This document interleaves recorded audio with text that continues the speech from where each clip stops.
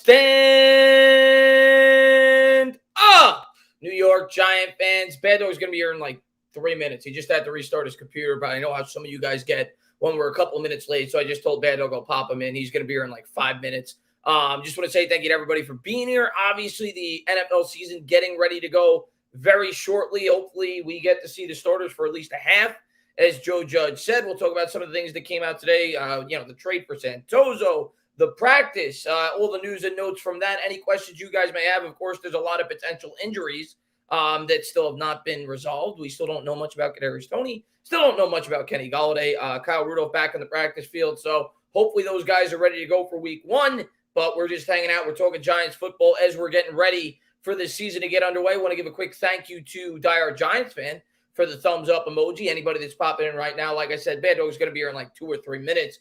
But what's going on? Let's say hello to a couple people in the chat. What's going on there, Raphael? What's going on there, diehard Giants fan, amazing guy, Evan? What's going on? I am dog sitting for my friend. He's on vacation for about 10 days. So that's why I'm going back and forth, but I'm sleeping here with the dog, feeding the dog in the morning and in the afternoon. So that's why you've seen this in my videos, and that's why I'm there tonight. But thank you guys for being here. Appreciate it, man. What's going on there, Ashton? What's going on there, Sports Expert? What's going on there, Julian Love? Yo, Fishing, Anthony in the chat, Janice in the chat, Informal DV in the chat, Shane in the chat, Sean in the chat, Flickers in the chat, Elvis, Anthony, Evan, Patrick Graham. Thank you for being here, man. What's going on there, FJ, Lake, Nona, Christian up in the chat, Ms. Rahi in the chat. Glad to see you, Ms. Rahi, man. Glad to see everybody in here. So, guys, Afghanistan, Nikki, Baddog's going to be in 2 minutes. So, guys, big news came out today. Saquon Barkley back at it now. He didn't go through contact drills. He had the red jersey on. We're going to pop Baddog in. You're a little, I hear it buzzing right now. What? I hear it buzzing right now. I don't know if it's, I'm assuming it's on your end. I don't know anything. Guys, let me know in the chat if you guys hear buzzing. What's going on, Dire Giants fan? What's going on, Ms. Rye, man? What's going on, Enrique? I think we're good now. Maybe. Queasy says L audio. That hurts, monkey. You know what? Let me pop you out and pop you back in, and let me see if that works. Hold on. Yeah, it's definitely on his end. So hopefully when I pop him back in, it works. And the burner man, thank you very much. It says my main man, Tana, man. Thank you very much, man. I appreciate it. But Baddog had to restart his computer. He's having issues with the computer. Hopefully it's not going to maintain. Let me try it again. Yeah, I'm still hearing it. I don't know if there's another volume setting. Whatever. Oh, you're good now. Yeah, this thing's a piece of shit. I'm about to throw this fucking microphone through the goddamn wall. I've had it with this shit. I've had it with the computer. I've had it with the fucking microphone. I've had it with everything pretty much. Sorry to hear that. How was your day? It was pretty good, man. Look, how you been? I've been better. Yeah. Well, hopefully we get better throughout the stream, man. And Benjamin, thank you very much. Update, Saquon did not get traded. Tana with the early 420 this morning. Well, I screwed up the title, I guess, because I wrote plus. That's what I normally do. But everybody got a little bit confused because I guess that's the way that they read the title. But, Baddog, let's calm down. Let's talk some Giants. Hopefully you're feeling better. But I want to talk about, obviously, we got the big game coming up. It's going to be on your channel. Third preseason game. We're going to get the starters. And not much in the news today. We made a small trade for Ryan Santoso. I'm not sure if you heard about it. We got a 7th-round pick for him. Barkley back on the practice field. And we'll take it from here. But obviously, I'm sure you're excited to see the starters, much like everybody else. Yeah, I'm definitely looking forward to seeing what these guys can do. I don't know where I got a white shirt on, man. This computer sucks. It's time for a new computer. But, yeah, man, I'm definitely looking forward to seeing the starters out there. You know, you can only learn so much in practice. And, again, I'm not going to get too high or too low on what these guys do on Sunday. But it will be nice to see Daniel Jones. Saquon Barkley obviously practiced today. I don't know if he's going to play or not, but it would be nice to see him get some reps. Definitely the offensive line. I mean, I think that's the group that needs the reps the most. So I'm definitely looking forward to the game. Looking forward to seeing our starters out there. And Sports Burner said, I bad to cut off. I don't know if that's him or me. Change. Oh, you're better now. You were frozen for a second, but now you're good. The Sports Burner says Baddog is livid. Yeah, well, I get it, man. Sometimes, but Baddog's an emotional guy. He's having a tough day, whatever it may be. But Yeah, no, to me, from what I heard today in the practice and what I found really discouraging was the offensive line was a problem. Outside of that, there was a lot of good reports, but the offensive line played very poorly today, and we'll see how they do in the game coming up. And I think it's a good way to judge them. Obviously, the Daniel Jones questions, we'll get to hopefully answer those. We'll see how he looks with the offense. He's not going to have a lot of his pieces out there. I think there's still a lot of questions about, obviously, Kadarius Toney. I don't know when he's going to be out there. Kenny Golladay more than likely won't play. Let me ask you about Barkley, because Barkley was out there today. He had the red jersey on, wasn't really getting hit, but he, another step in the right direction. Right. Joe Judge has come out and said that he's not going to play him in a regular season game until he could take some contact, which I agree with. I think he should take some hits and to just build up that confidence that he could, his body can sustain the hits. Do you think they should, and do you think they will play him in this preseason game? No, I mean, if you haven't played your starters the first 2 games because you're concerned about injury, there's no reason to play Saquon Barkley. I don't think Saquon needs reps. He's a running back.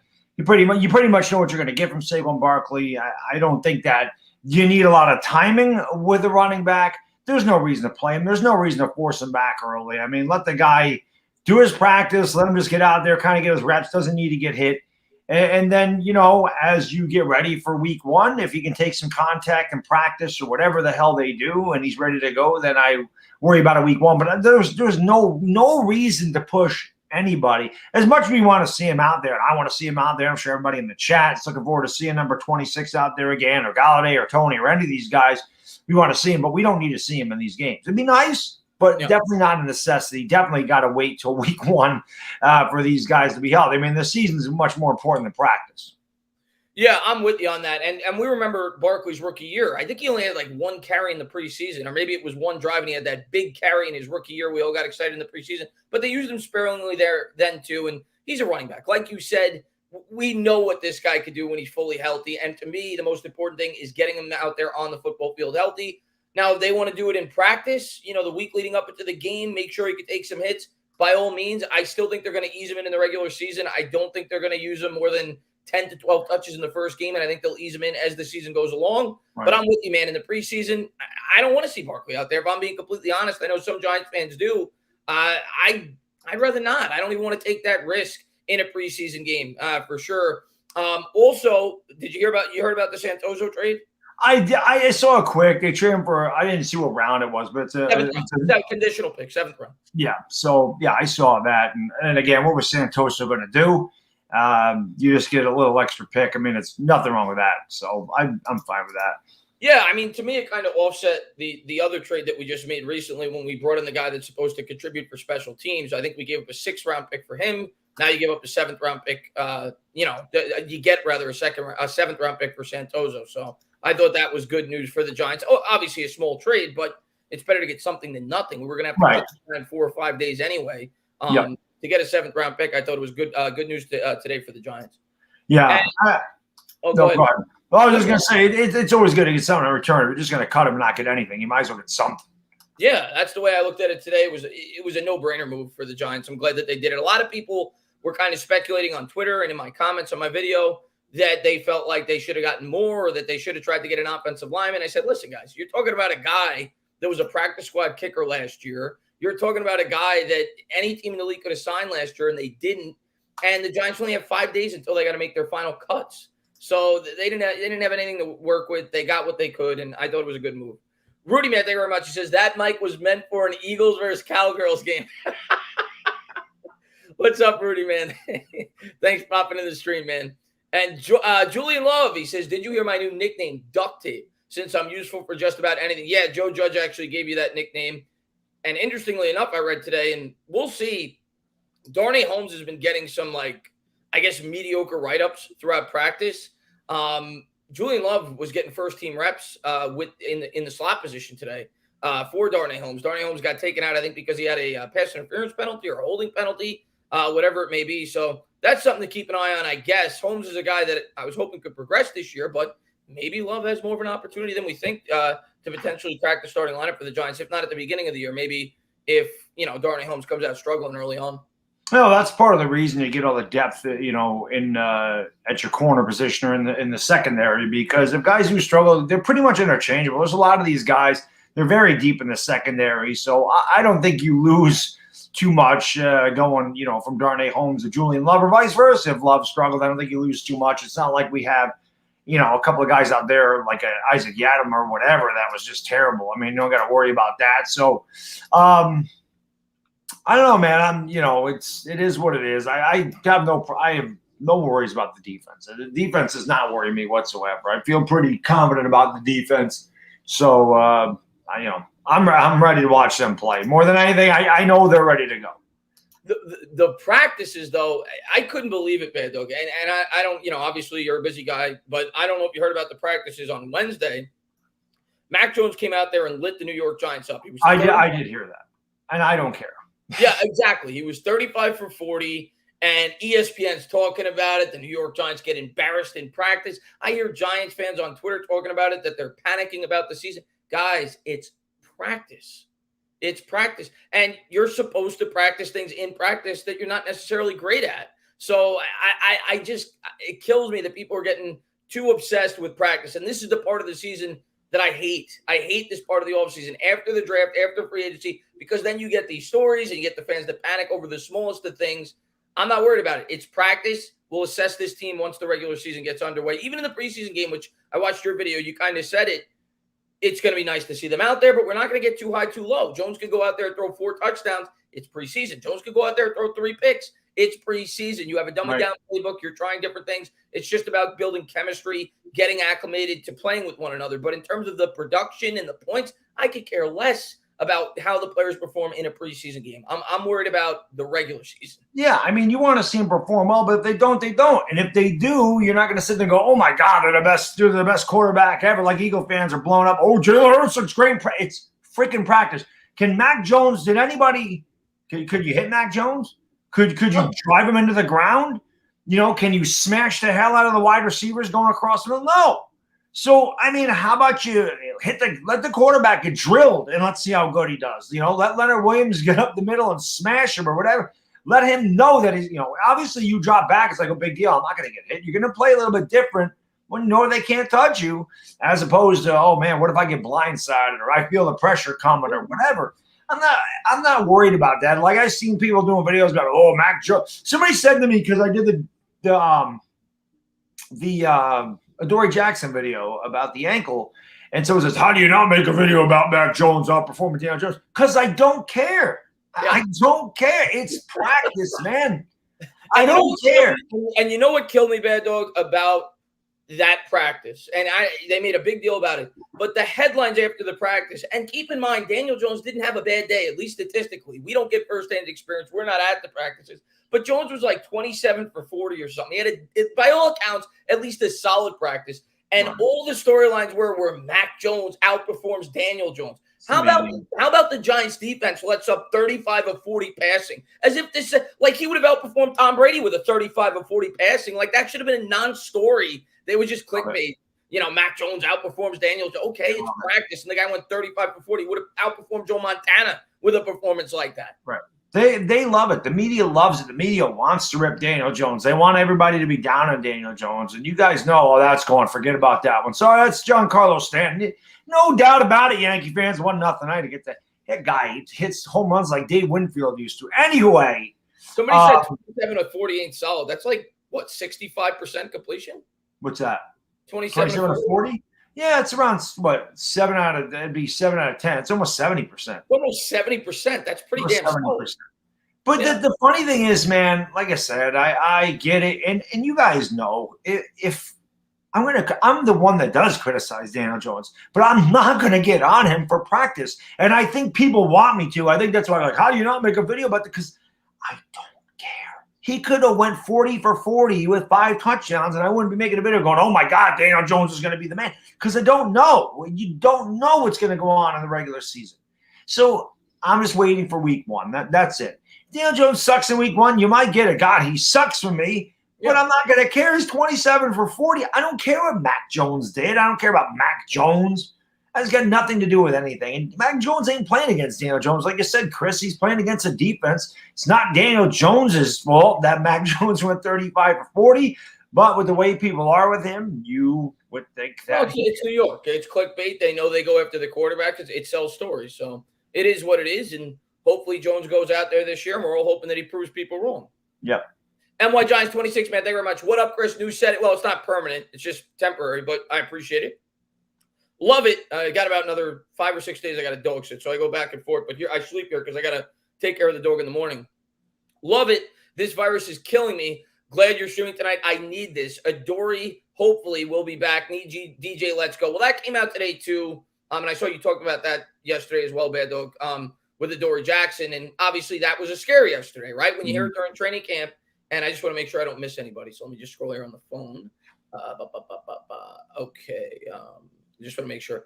You hear that yesterday that he gets carried off on the stretcher, on the cart rather, and you get worried, and I know that that's like protocol with today's NFL. They don't want to risk further injury, but news came out today. It was a minor ankle sprain. It's nothing to get too upset about. It doesn't sound like he's going to miss any time whatsoever. They even went as far to say late yesterday, after I had made my video, that he may even be able to play today, which I'm glad that he didn't. Right. And as a matter of fact, Bad Dog, as important as Adoree Jackson is to this defense this year, I don't really want him playing in Sunday's game. I don't want to risk further aggravate. I don't care how minor that may be for a preseason contest. I don't want to risk further damaging the sprained ankle. So I hope they hold him out on Sunday. Yeah, and I mean, that makes sense. See, my point in the video was, and I did mention that from what I read, it was nothing serious and that he could have practiced today. Doesn't need to, but he could have. But yeah, this is why I was so like, why are they not playing the starters? Because you can get hurt in practice, man. It's not like oh God, we got to hold them out of the preseason game because they might get hurt, because they could get hurt in practice just as easily.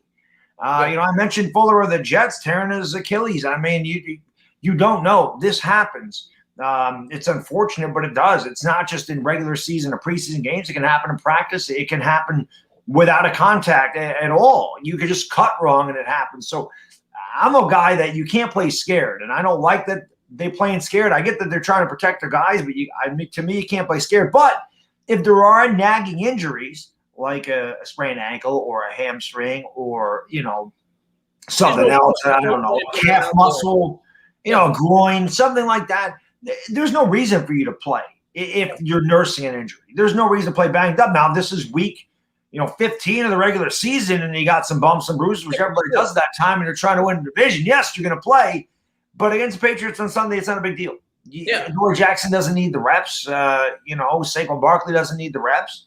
So I wish Tony and Galladay were out there, but what can you do? Use it as a way to maybe give Rodarius Williams some experience on the outside. Maybe test Julian Love on the outside. See if these guys could play in a pinch. Give them some more experience. Right. But there's no point. He's a veteran. He's been in the league for a number of years. We know when he's healthy, he's at least an average cornerback. Just make sure the guy's completely healthy before the start of the year. I'm just going to read a couple here because I fell behind here, but I got him on the phone. And Orchid Sports Burner says, Parrott was the only one struggling on the O-line. Sack, holding, and full start, all on him. I'd rather Solder start at right tackle. Thoughts? I mean, here's what I'm saying, man. And we've talked a lot, obviously, about the offensive line. That's the biggest concern going into the season. And Lemieux, to me, is still the guy I worry the most about. But I've kind of sided more towards Parrott, actually, because I think he plays a more important position on the right tackle position. And if Parrott is bad, it could be a horror show this year for this offensive line. He cannot be a turnstile on that side of the line. Mm-hmm. Now, I think we both agree to start the year, Matt Parrott is going to be the starter for the New York Giants. They've said they want to go with the young offensive line. They want them to grow together. However, if the Giants' first 3-4 games in, he's playing really bad, you got to pull the hook. You cannot sacrifice the entire season and potentially sacrifice the development and evaluation of Daniel Jones if Matt Parrott's not getting the job done. So I think Parrott's going to start the year, but if he's really bad, yeah, I think you do put Solder in there week 3 or week 4 if you feel like it gives you a better opportunity. Yeah, I mean, you don't want Daniel Jones getting killed. You definitely have to go. By the way, a Gardy party in Oakland, 2-0 Yankees for you Yankee fans out there. Parrott is a guy that you're banking your future on. You drafted him in the 3rd round. You got to give him some experience. You obviously believe in the young guys. You would have addressed the offensive line some more in the offseason. So obviously he's going to get the start. You hope that he gets better. You hope he figures it out. But yeah, at the same time, the guy plays a tackle. You don't want him being a turnstile. You definitely don't want him getting beat inside where you're going to get pressure from the middle. He's going to get right in Daniel Jones' face. At least it's, on the right side, Daniel Jones it's coming at him. But a lot of times Daniel Jones don't even see the rush right in his face. So I don't know what the deal is with that. But yeah, I mean, if he's struggling after a month and you're trying to win, say you're 2-2 through 4 games, but he's been terrible, it might be time to make a change. I mean, if he's that bad, I think Judge would. I think Judge has shown he's proactive. He's willing to make moves, whether it be to the coaching staff or the starting lineup, to give them the best opportunity to win. I think he would make that move. Hopefully that's not the case, though. You know, I think the O-line is going to come out struggling, if I'm being honest. I'm hoping it's not a complete disaster to start the year. But if I'm being honest, yeah, I mean, Matt Barrett has 150 career snaps. Shane Lemieux's got 500 career snaps, and he wasn't very good in the snaps that he had last year in pass protection. So, and Will Hernandez is playing on the right side. He's never played there before. So the first game or two, yeah, I expect bumps in the road for this New York Giants offensive line. But if they're not putting it together by, say, the 4th game, you got to make changes. You cannot sacrifice this entire season just for the I guess the sake of developing young talent on your football team. You got a veteran there in Nate Solder, who you have to at least have some confidence could provide at least satisfactory tackle play on the right side. So hopefully it doesn't come to that, but I do think it's possible if Matt Barrett really struggles, say the first 4 or 5 games of the year. No. And Brandon, man, thank you very much. Any news on Tony? Very interested in what's going on with him. Also looking forward to Aziz playing this weekend. Yeah, I mean, I think we're all excited to see Aziz out there again. Aziz actually, I thought, looked pretty good against the Jets, going up against Mekhi Becton, setting the edge on that one run play. And, yeah, we want to see him get more exposure. We want to see Lorenzo Carter. That's a guy I really got my eye on that we really haven't gotten to see. We'll see if the New York Giants put him in this contest. As far as Tony goes, he was out on the field today. From what I heard, I don't know if he was running the actual drills, but he had pads on. I think Tony, it's much like Hernandez last year. It's the COVID. That's what I think it is. I think Joe Judge knows that he runs a strenuous training camp, and he doesn't feel like Tony is 100% in shape to be able to take it. That's the only reasonable explanation, unless he has an injury that they're not disclosing, but it doesn't appear that way. He's not limping. I think he had a minor ankle sprain, but I think the New York Giants are taking it slow with Tony. I haven't heard any updates, and I don't expect him to be playing in this contest this week. I'd be surprised. He wasn't catching many balls today, from at least what I heard. Yeah, I read something that was a hamstring, that he was nursing a hamstring. So it said he and Galladay were nursing hamstrings, and yeah, he's not playing. It sucks. He's a rookie. He is a guy that needs reps, in my opinion. But yeah, it's been a very strange offseason for Kadarius Toney ever since we drafted him. He's just, it's been weird stuff with him. I hope it's not bad mojo, but it just seems like he's unlucky. And again, it's nothing serious, but at the same time, if you're nursing a hamstring, you can't push it because that's something that can linger for a long time. It did with Beckham. His rookie year, he wasn't able to get out there until Game 4 against Atlanta. He nursed that hamstring right through the preseason, and then again the first 3 games where he couldn't play. So there's no rush to get Kadarius Toney back. These guys just need to be 100% healthy for Week 1. Again, I'd love to see him out there, but you don't want them to get more injured to the point they can't play Week 1. So that's more important than this game against the Patriots. It's the game against Denver, obviously. Yeah, and the other thing I want to add about Tony, I don't think Tony's going to have much of a role to start the year. I'd be shocked, even if he's ready to go Week 1, which I'm leaning that he will be. You're talking about a guy that's a rookie that has not had developed any chemistry whatsoever with Daniel Jones, with the scheme, everything else. He's barely been out on the field from everything we've heard and seen. So I don't think Tony's going to have much of a role for at least the first 2 or 3 weeks this season. I would even venture to guess if Ross is healthy, which we haven't heard much about him either. At least he's a veteran. He may even be above him on the depth chart right now. So I don't think Tony's going to have much of a role. At least that's my feeling as of now for the first 2 or 3 weeks, which is unfortunate. He's a guy that we're all super excited to getting to see to start the year, but we'll see. And Zion, man, thank you very much. Stand up, new member. Welcome to the squad, man. I really appreciate it. And then a $10 donor, man. Thank you very much, man. He says, for the fan, man. I really appreciate it, buddy. And glad to see you, man. Hope you had a great summer. Jordan says, sup, Dana and Baddog. Made the trip to New England today. DJ looked sharp, and the defense played with fury. Looking forward to Sunday. Yeah, I mean, I don't know if you got to see any of the highlights. There was one throw in particular. It was great. And again, it's practice, so we're not going to go crazy. But it was a quick decision. It was a beautiful throw down the left sideline to Pettis. He dropped it right in the bucket. We know this, Baddog. We know when Jones has the time and he doesn't have to worry about pressure. He's as accurate as almost anybody in terms of throwing the ball down the field. He's very accurate. when he has the time to throw the football. But yes, it was a very impressive throw. And the defense showed up today. Mac Jones, all reports were the defense looked much better today. Jones was 9-20, threw a pick. Logan Ryan talked about the previous day how they were embarrassed with the defensive performance. It was much like the Cleveland practices, where the first practice, it was doom and gloom. The second practice, they came out and played apparently much better. So that's why you don't worry about practice. That's exactly why. That's what practice is for. You have to adjust. It's good that they've adjusted. It's good that the coaching staff can make these adjustments, but that they did get a lot better. So that's something you look for even in a game. If they struggle in the first half, you go in the locker room, you make your adjustments, which I thought they did well last year. It's something that we always got on Pat Shurmur was that they never made adjustments. And obviously, they are able to make adjustments with this coaching staff. So that's definitely a good thing there. The game actually, I think, is 6 o'clock. It's a weird time. Yeah, I thought it was at 1, but it's at 6. Yeah. By the way, we're going to be on Bad Dog streaming that game this week. So go over there and subscribe to Bad Dog Sports. But yeah, it's at 6 o'clock. So going to have to eat early dinner. Yes. We'll be live at 5:45. I'm ready to rock and roll. Watch some of these starters play. Yeah, I'm watch Jones throw a pick and watch the chat go insane. Yeah, right.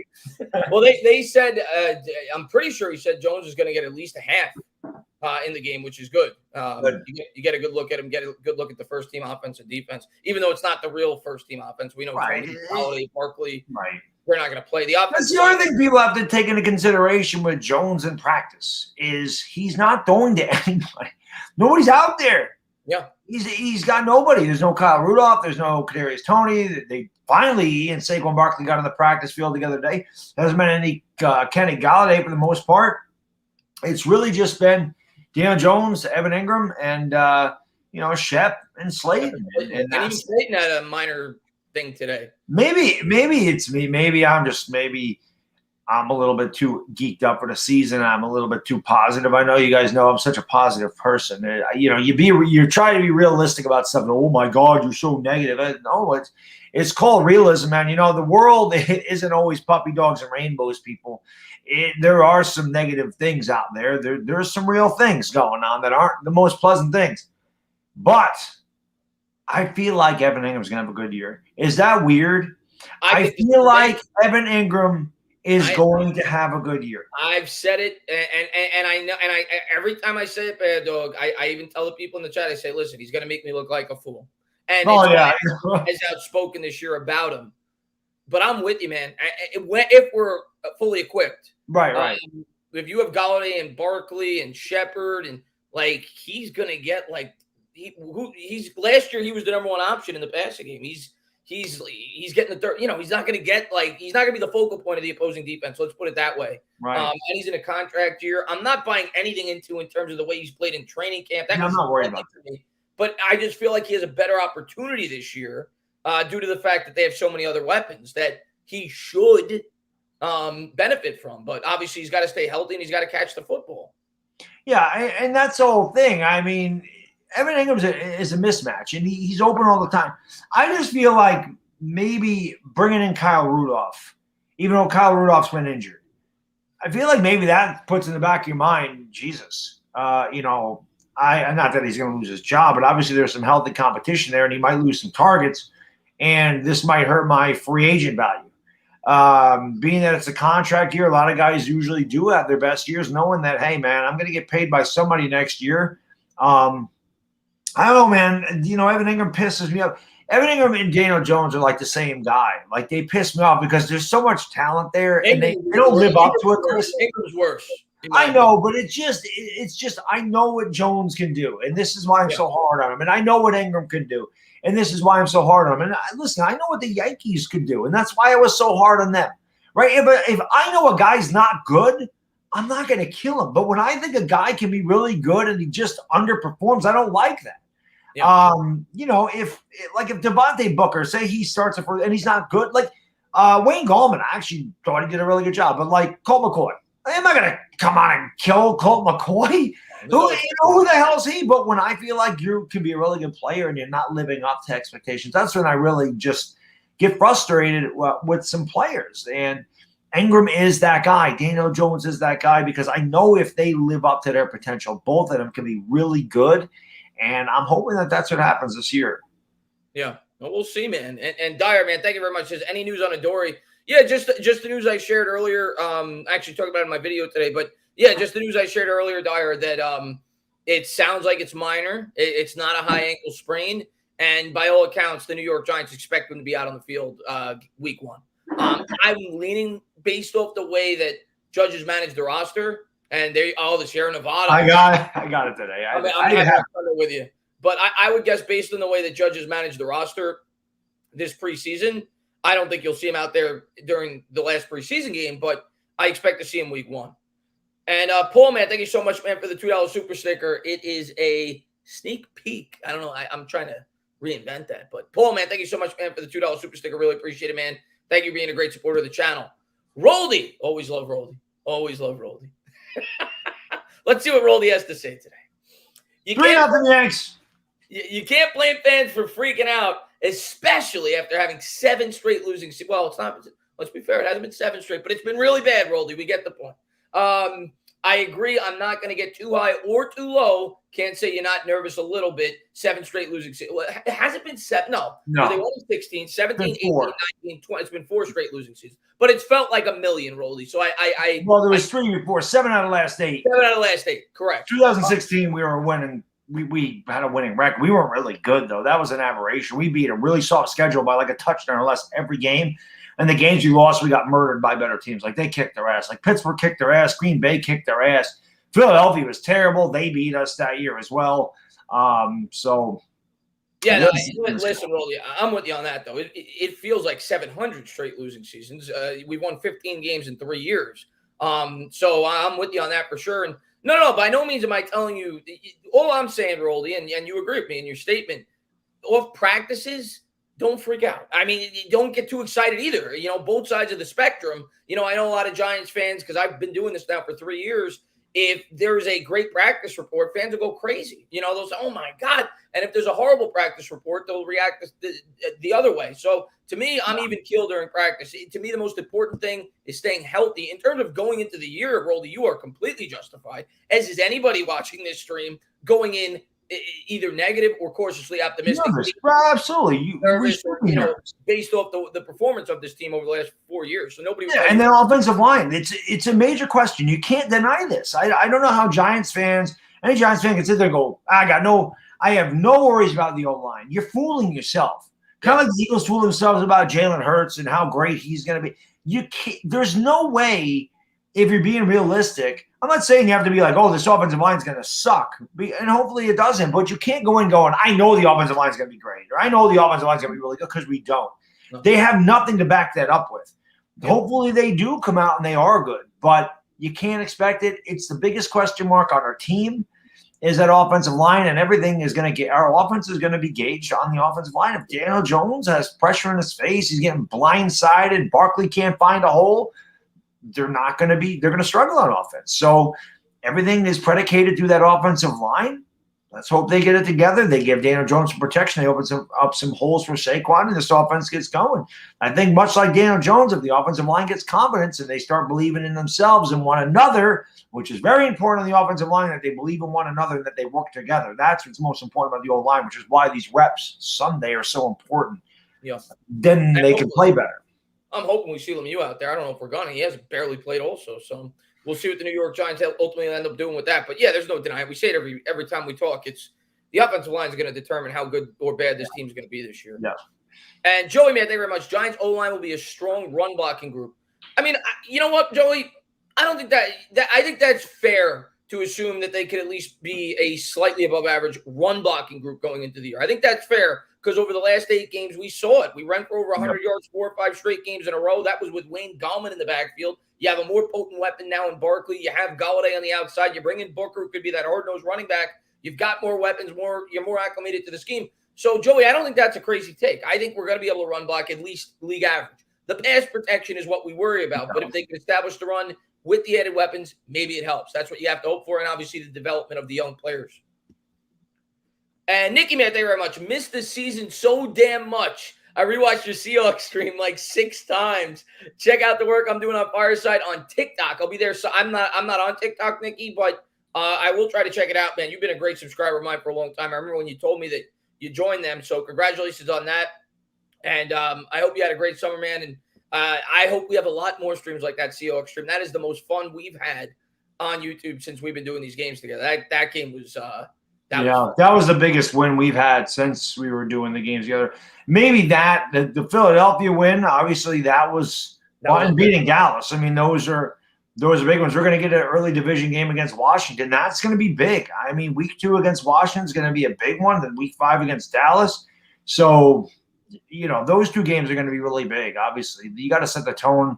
Both of those teams are probably going to compete for this division. So, again, last year, the only thing the Giants didn't do was Daniel Jones didn't improve. Because the one thing I said, and again, they got a little better record-wise. Luckily, because the division was so bad, they were competing for a division title. But we both said, have a winning record in the division, beat Philadelphia, beat Dallas. They did all that. Daniel Jones did not move forward. Hopefully that happens this year. We're going to need Daniel Jones, man. Yeah, no, last year I feel like we got outside of the offensive line, and the weapons, but we knew that going in. And obviously after Barkley went down. But if I would have told you going into the year we were going to win 6 games, you would have signed up for it. And if I would have told you that, at least we would have, maybe not some Giants fans, but based off of our preseason expectations, that's what we both think. If I would have told you the defense was going to perform the way they were going to going into the year, you would have called me crazy. I think we were assuming Jones was going to be a little bit better than what he was.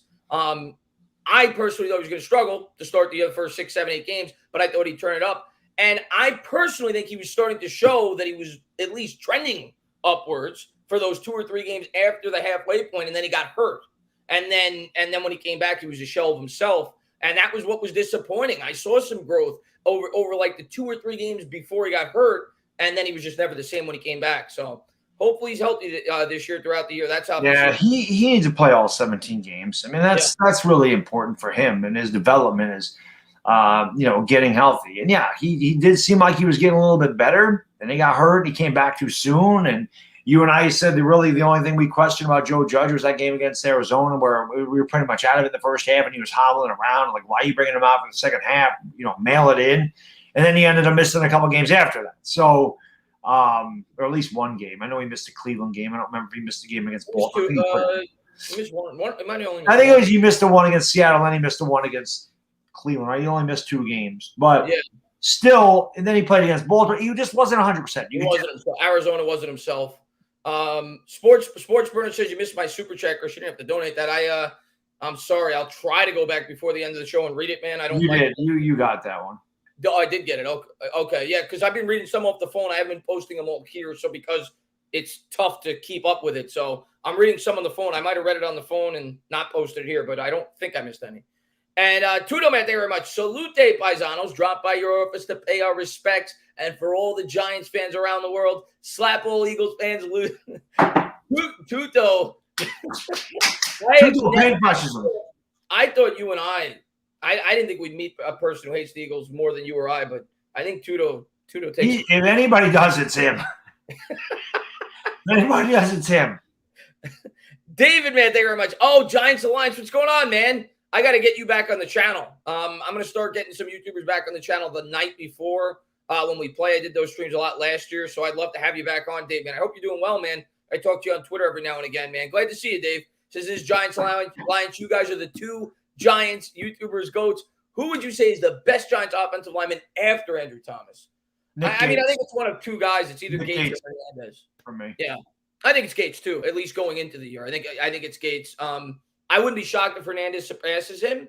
Yep. But based off of last year after Hernandez got COVID, and he's been at best an average lineman throughout the course of his career. Definitely hasn't lived up to the expectations that we had going in.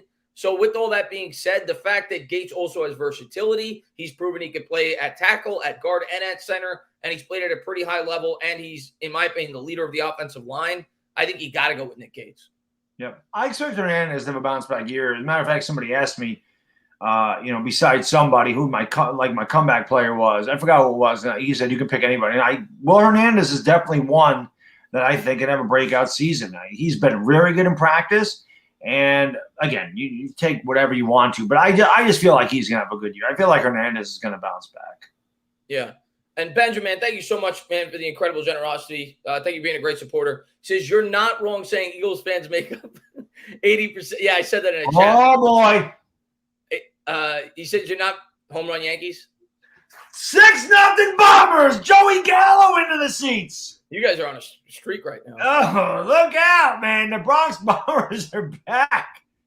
You're not wrong for saying Eagles fans make up 87% of the drug consumption in America. That's why I can't last more than 5 minutes in a Philly 500 stream. Philly is a mad dog because he knows the Eagles always stink, and Hurts is terrible. Yeah, they got a lot of drug addicts in Philadelphia. I forgot who it was. Maybe Philly podcast. I don't even watch the video. But when it shows up my subscribers on my phone, I get the closed captioning. And he's talking about how good, they're all blowing up about how good Jalen Hurts looked against the Jets in practice.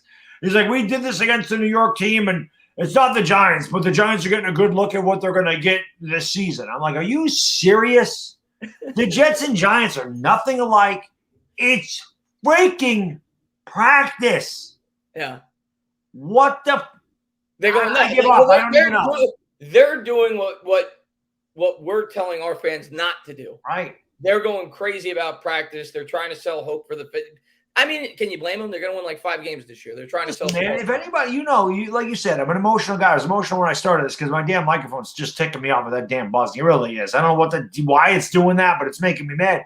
But if anybody was going to throw a fit about practice, it'd be me, right? If I can be even keel about practice and not get too high or too low on any of these guys or any of the preseason games, then nobody should. If anybody was going to get pissed off at a performance, it's me. If I'm going to sit here and go, I don't care, nobody should care. Care week 1. Care when it matters. It doesn't matter. Practice doesn't matter. I'm with you on that. So, hi, man. I actually was looking for your email. I just put it in the chat again, but I know you told me you had an Instagram, but I did not ignore your email. I was actually searching. I don't check my emails a lot, but I have been searching it. I don't think I missed it. So you can message me on Instagram. I'll definitely check that after the stream if you want to message me there. He says, what's going on, Chris? Hey, man, I sent you 2 emails regarding the custom jersey I want to send you. Could you take a second to respond? Yeah, I just wrote my email again. But you know what? If it's easier, Zahab, just message me on Instagram, and I'll check it after the stream. So I was checking for it. You didn't have to do anything to tell me that. But I appreciate the thought. But I did check my email, but maybe I typed the wrong email in last stream. NFL experts, man, thank you very much. Totally agree about Engram having a good season. In my opinion, it was all a mental thing for him all the time, but it still may be. But too much pressure for him last year. I'm with you. That's definitely a big part of it, and I think he gets, like I said, he's not going to be the focal point of the opposing defenses. So if he's ever going to have a good year, this would be the one. I mean, he's asked to be the 3rd or 4th option in the passing game, and we all know he's talented. He just can't catch the football, and he can't stay on the football field. So we'll see. I'm sure he's still going to have drops where we're going to scream at him. But I do think he's set up to have a solid year this year. And I know Giants fans don't want to hear that, but we'll see. I'll probably be wrong like I always am when it comes to Evan Engram. Continuing source of inspiration, man. Thank you very much. I think our best starting line would be left tackle Thomas, left guard Gates, center Jonathan Harrison, right guard Hernandez, right tackle Solder, swing tackle pair with Lemieux and Brett Hedgie as the backup guard and center. I was actually talking about this exact, not Solder, because I know Parrott's going to start, but I was actually talking about this, I think on Twitter, where I could actually see this being the starting lineup day 1 with Parrott at the right side because Lemieux hasn't played. Lemieux hasn't played. We'll see if he gets back in the lineup, but he's been a little bit banged up with the knee. But if Lemieux was not able to play, I could see this being a possibility because Harrison actually played very well in the second preseason game at the center spot. He played the entire game. Granted, it was against second and third teamers, so you're not going to get carried away with it, but he's a veteran guy. He's been in the league. I could see it, but the only issue I have with that, Baddog, is you're moving Gates. And we talk about it all the time, the center-quarterback relationship. That takes a lot of chemistry, and he's used to Nick Gates now being the center for a full year. Are you now going to move Nick Gates from the center to the guard? I don't know if that's the best idea. Now, if Harrison could play the guard, maybe you do it that way. I don't know. Maybe in a pinch they would do something like this, but I think going into the year, I wouldn't want to mess with that center spot. I think I'd want to keep Nick Gates at the center spot. Mm-hmm. Agree.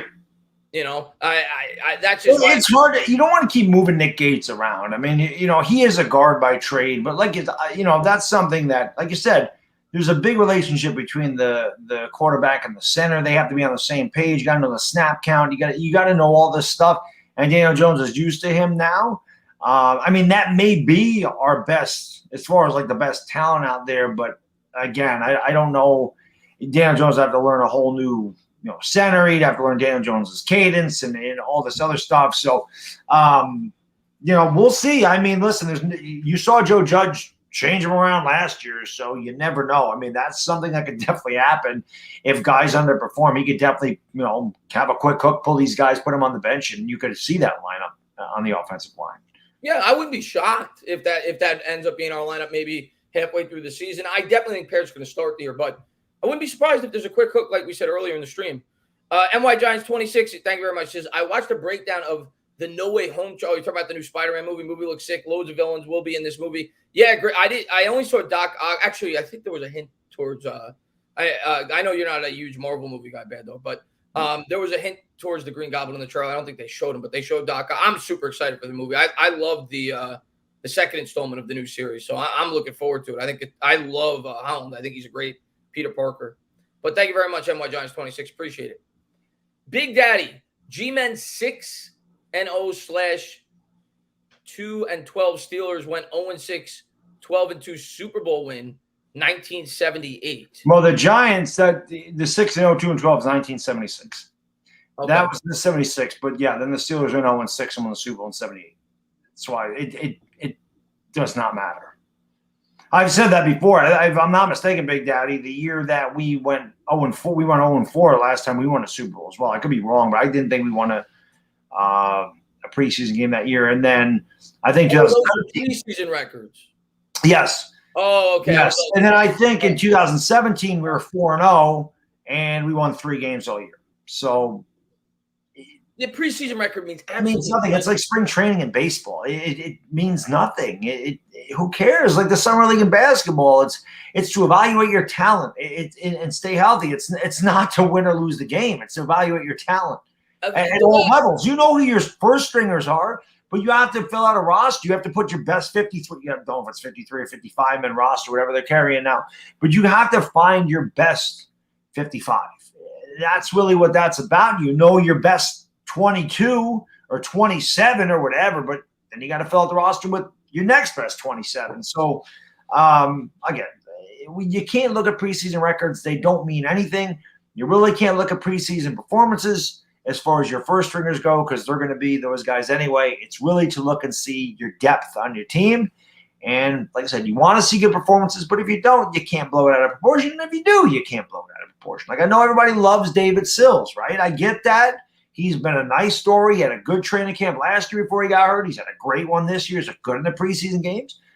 But when he goes up against the number one corner in the NFL and those complex defensive schemes, can he get over it? So that's the type of thing you got to look for. It's way – regular season preseason way different. Yeah, this happens every year. And we're guilty of it too at times. But this happens every year. With a player or two in preseason, you fall in love. And I love Carter Coughlin. I thought he did a good job for the Giants last year. I like him too. The middle linebacker position. But it's the same thing with him, with Sill. And hopefully Carter Coughlin's great. I hope he's fantastic. And he's looked good so far in preseason. But like you said with Sills, it's the same thing with Carter Coughlin. He's going up against second and third teamers. And people are saying that he's got to start at middle linebacker. Like, let's see how he does when he goes up against the first team offense. It may look like completely different. This is a guy that's not acclimated to playing that position. I definitely think he's going to see the football field. I definitely think he's versatile. But like you said, much like Sills, much like Coughlin, several other players, it's very hard to truly evaluate your players in preseason when they're not going up against a real playbook. And a lot of times they're not going up against the starters of the opposing team. So we'll see. But obviously encouraging so far from those two players. Neil, man, thank you very much. 2 other breakout candidates, Andrew Thomas, plus maybe you mean Xavier McKinney, or you could mean O'Shane Zimenez. I think you probably mean McKinney. He seems to be a popular guy people are talking about this year as a potential breakout candidate. But yeah, I think Andrew Thomas. Andrew Thomas to me is like a given. Like I know he's going to be better than he was last year. Like with the improvement that he showed in the second half. I'm not saying he's going to be all pro, and I'm not saying he's a finished product, but he's going to be better. Like, to me, that's an obvious breakout candidate. I'd be surprised if he isn't at least an average tackle this year. I agree. I think he had a really good second half of the season. And again, man, once Colombo left, I think they got back to what he did at Georgia. He just looked a lot more comfortable there. I feel like he's going to be a staple there for a long time. I don't think you've gotten to that super chat yet that mentioned Lewis Riddick talking about Andrew Thomas, saying he was the worst tackle in the draft, but that's not close. He was the best pure left tackle in the draft. He had a rough rookie season. It happens. But you know what? No one will remember it if he has a great second year, which I think he will. I think Andrew Thomas is solid. And nobody talks about the last 8 games. Listen, after the first few games, I'm sitting there going, Jesus, did we miss again? Because he looked really bad. But I'm not in the locker room. I don't know what they're teaching Andrew Thomas. I don't know anything about this. He just looks like he's struggling. And then his coach comes out and says, why is he doing everything different that he succeeded with at Georgia? So he looked like a different player after they made the coaching change. And I'm confident. We'll talk about it when I get to the super chat. I haven't seen it yet, but we'll talk a little bit more about him. Fix the O-line, man. Thank you very much. And Fisher, I'll get to you in a second, but I'm just going to read a couple here. Thank you for being a great supporter of the channel, by the way. Fix the O-line. He says, Sills catches everything. Can he overtake Slayton? I'm never going to say never.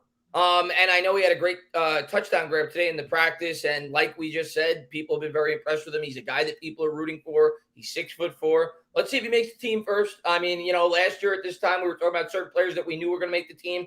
Could he overtake him? Sure, it's possible. Darius Slayton, at the end of the day, Baddog, he was a 5th-round pick. We're not talking about a guy that, is a first-round talent like Kadarius Toney, and he was really good in his rookie year. But now we have more weapons. Is it possible? Sure. Do I think it'll happen this year? Probably not. I think actually Slayton could be pretty good for the Giants this year, much like what we talked about with Engram. Same thing with Slayton. He's not going to be seeing number 1 coverage like he was last year. Did have drop problems, and he's still very fast. I mean, Slayton's a burner. Got to work on his hands, got to work on his route running a bit. But is it possible he could overtake him? I wouldn't rule it out, but I wouldn't expect it to start the year. Yeah, I agree. I mean, you never know. But, yeah, going into the season, Slayton's your number 2. So we'll see. Again, I don't know. Stills have to do something monumental to overtake him. Obviously, Slayton did struggle a little bit last year, and you hope that he gets back to what he did his rookie season because he was very impressive. But, everything changes year by year. There's a lot of home runs in this game, by the way. The A's just hit back-to-back home runs. That's 5 home runs in Oakland. It's still a tough place to hit home runs. Wow. 5 home runs in 2 1/3 innings, or whatever. Crazy. Thomas Taylor says Jalen Hurts equals Jeff Blake. I remember Jeff. I was really young. I think he was drafted in like 93 by the Bengals. I remember him briefly. Obviously, was a very disappointing quarterback. I think he was an early first-round pick, if I'm not mistaken, by Cincinnati. And yeah, he was a complete bust in the NFL. I didn't get to see him enough at the age I was to see, to compare him to Jalen Hurts. Would you say they're a similar skill set? Who's that? Jeff Blake and Jalen Hurts. Oh, I don't even remember Jeff Blake, to be completely honest with you. I don't remember him at all. I remember he was drafted by Cincinnati, and I remember that people were pretty high. Like, I don't remember Achilles Smith. I don't remember these guys' performance. Yeah, I don't remember how he played. I knew he was a bust, but I don't. Yeah. But I don't remember how he played. I never watched Cincinnati. Yeah. So. It wasn't like back then, Baddog. It wasn't like now. Like right, there wasn't no media the way it is. You didn't now. get to see the Cincinnati Bengals like on NFL Network when you could watch the whole game. Right, you didn't have Twitter, you didn't have all that stuff back then. Yeah. So I didn't really keep track of Jeff Blake. And Chizola, man, thank you very much, man. The Seahawks game from last year was crazy good. Yeah, Chizola, man, thanks for being here, buddy. And listen, that was our. You can make an argument, and I think we said this during the stream. You can make an argument that was our biggest win since our last Super Bowl. That Seahawks game. Obviously 2016. Yeah, I think it was because 2016 obviously we went to the playoffs, but I don't know. Like you said, we beat up on a soft schedule. We got embarrassed when we got to the playoffs. This was kind of like, and at least it felt like it in the moment until we faced that tough stretch. And Jones wasn't himself, and we kind of fell apart there over that next 3 or 4 games. But in the moment when we beat Seattle, it felt almost like a turning of the page. It was like Joe Judge's signature win. You went to Seattle with a backup quarterback. Yeah. The defense looked for, and that was really the first game where you said to yourself, like you were kind of buying into the defense, but you weren't like completely sold. And that was like that game. You're like, this defense is legit. This ground game is legit. Going into that game, Seattle had the number 1 offense in football. Yep. And listen, Wayne Gallman ran for 190, or the Giants ran for 190 yards in that game. And I remember putting on Instagram big picture of Leonard Williams, and I said, Russell Wilson, get a good look at his face. You're going to see it a lot today. What do you have? 3 sacks in that game. He hit him a bunch of times. To me, Chris, what that game did for the New York Giants, it cemented their identity. That was what they were missing. They got an identity. They were going to be a team that ran the ball down your throat and played tough defense, and that is Giants football. And it had been a long time since we saw a performance like that from the New York Giants where they just ran the ball. Their offense wasn't sexy, but they were able to control the clock, control the game on both sides of the ball, on the line of scrimmage. And you said, you know what? At this point, this team's good enough to beat anybody going forward because I didn't think – maybe besides Baltimore, I didn't think anybody on our schedule was better than Seattle. Maybe Cleveland, maybe. Yeah. But you started to feel like, you know what, like you said, we turned the page and this team can start to compete with the better teams in the NFL. Unfortunately, it didn't happen in a couple of those games. But definitely a huge, huge win. Nobody expected the Giants to win that game. That was a page turn. Even though I did a video saying how we could beat Seattle.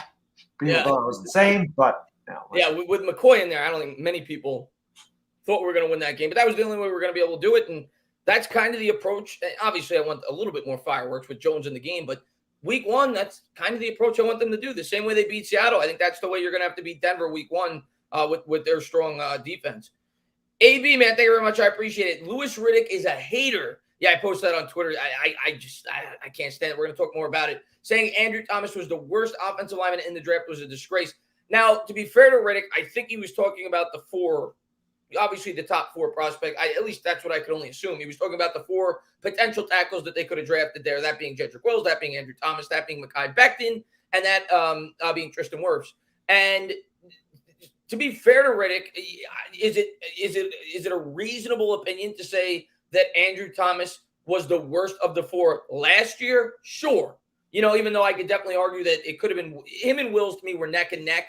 He went above and beyond with his statement, though. He said by far the worst. And the way in which he said it, he was not discussing the rookie season. He was discussing as a player. He was saying he was by far the worst offensive lineman, and the New York Giants offensive line is a mess. And listen, the majority of this discussion was just about how it's been a failure with the New York Giants offensive line since Gettleman's been there.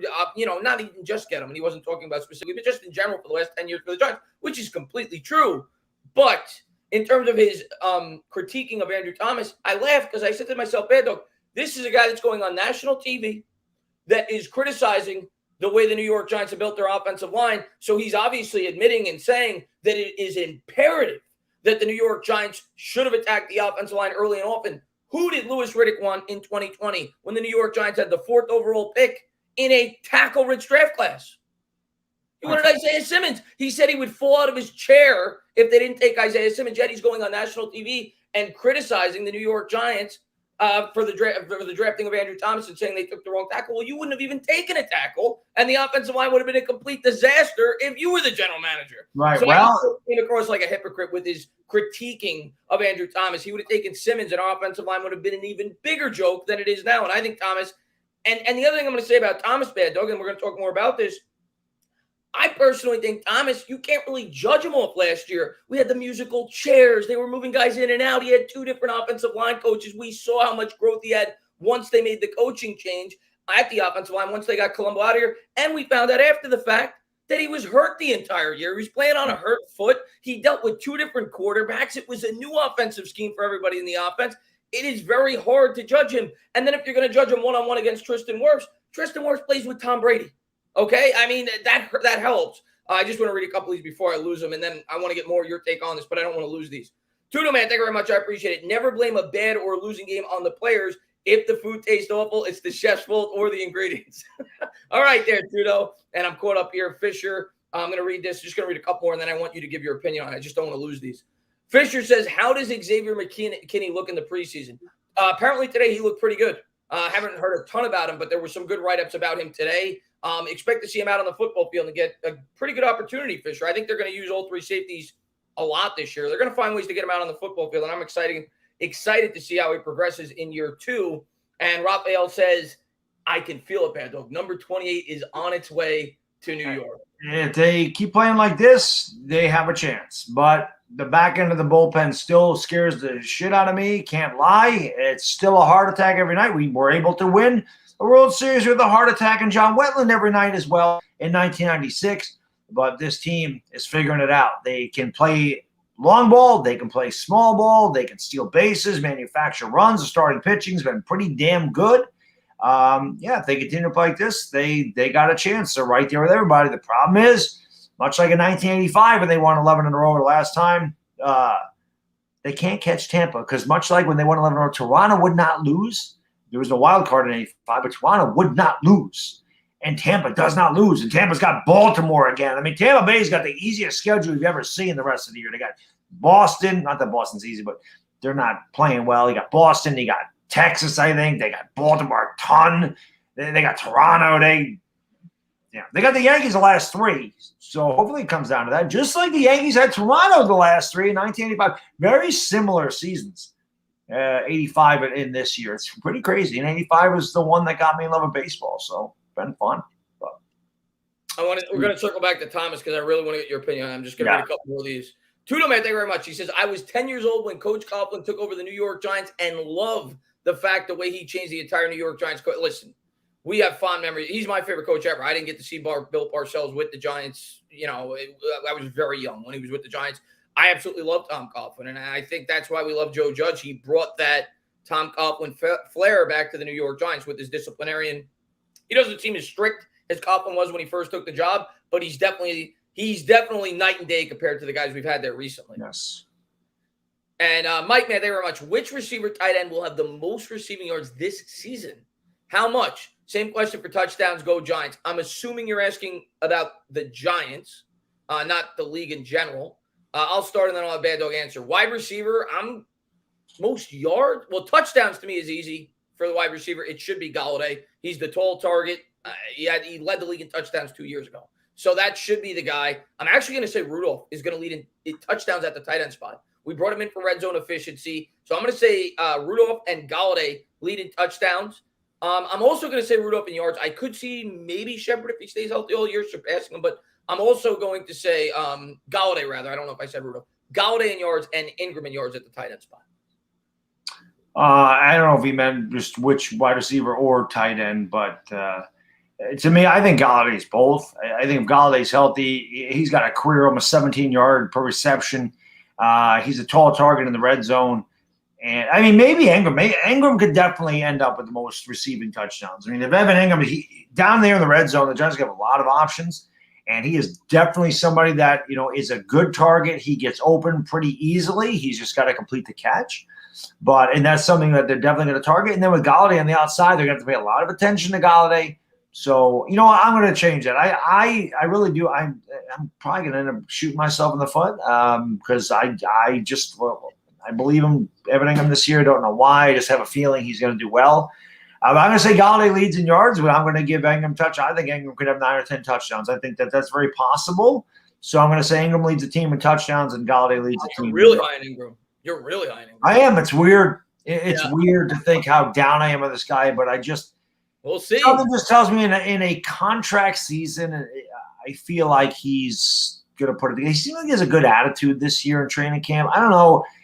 There's just something about him. Maybe it's his mistake. I don't know. It's weird. It's hard to say. I just feel like he's going to do well this year. I hope you're right. I hope he has a fantastic year.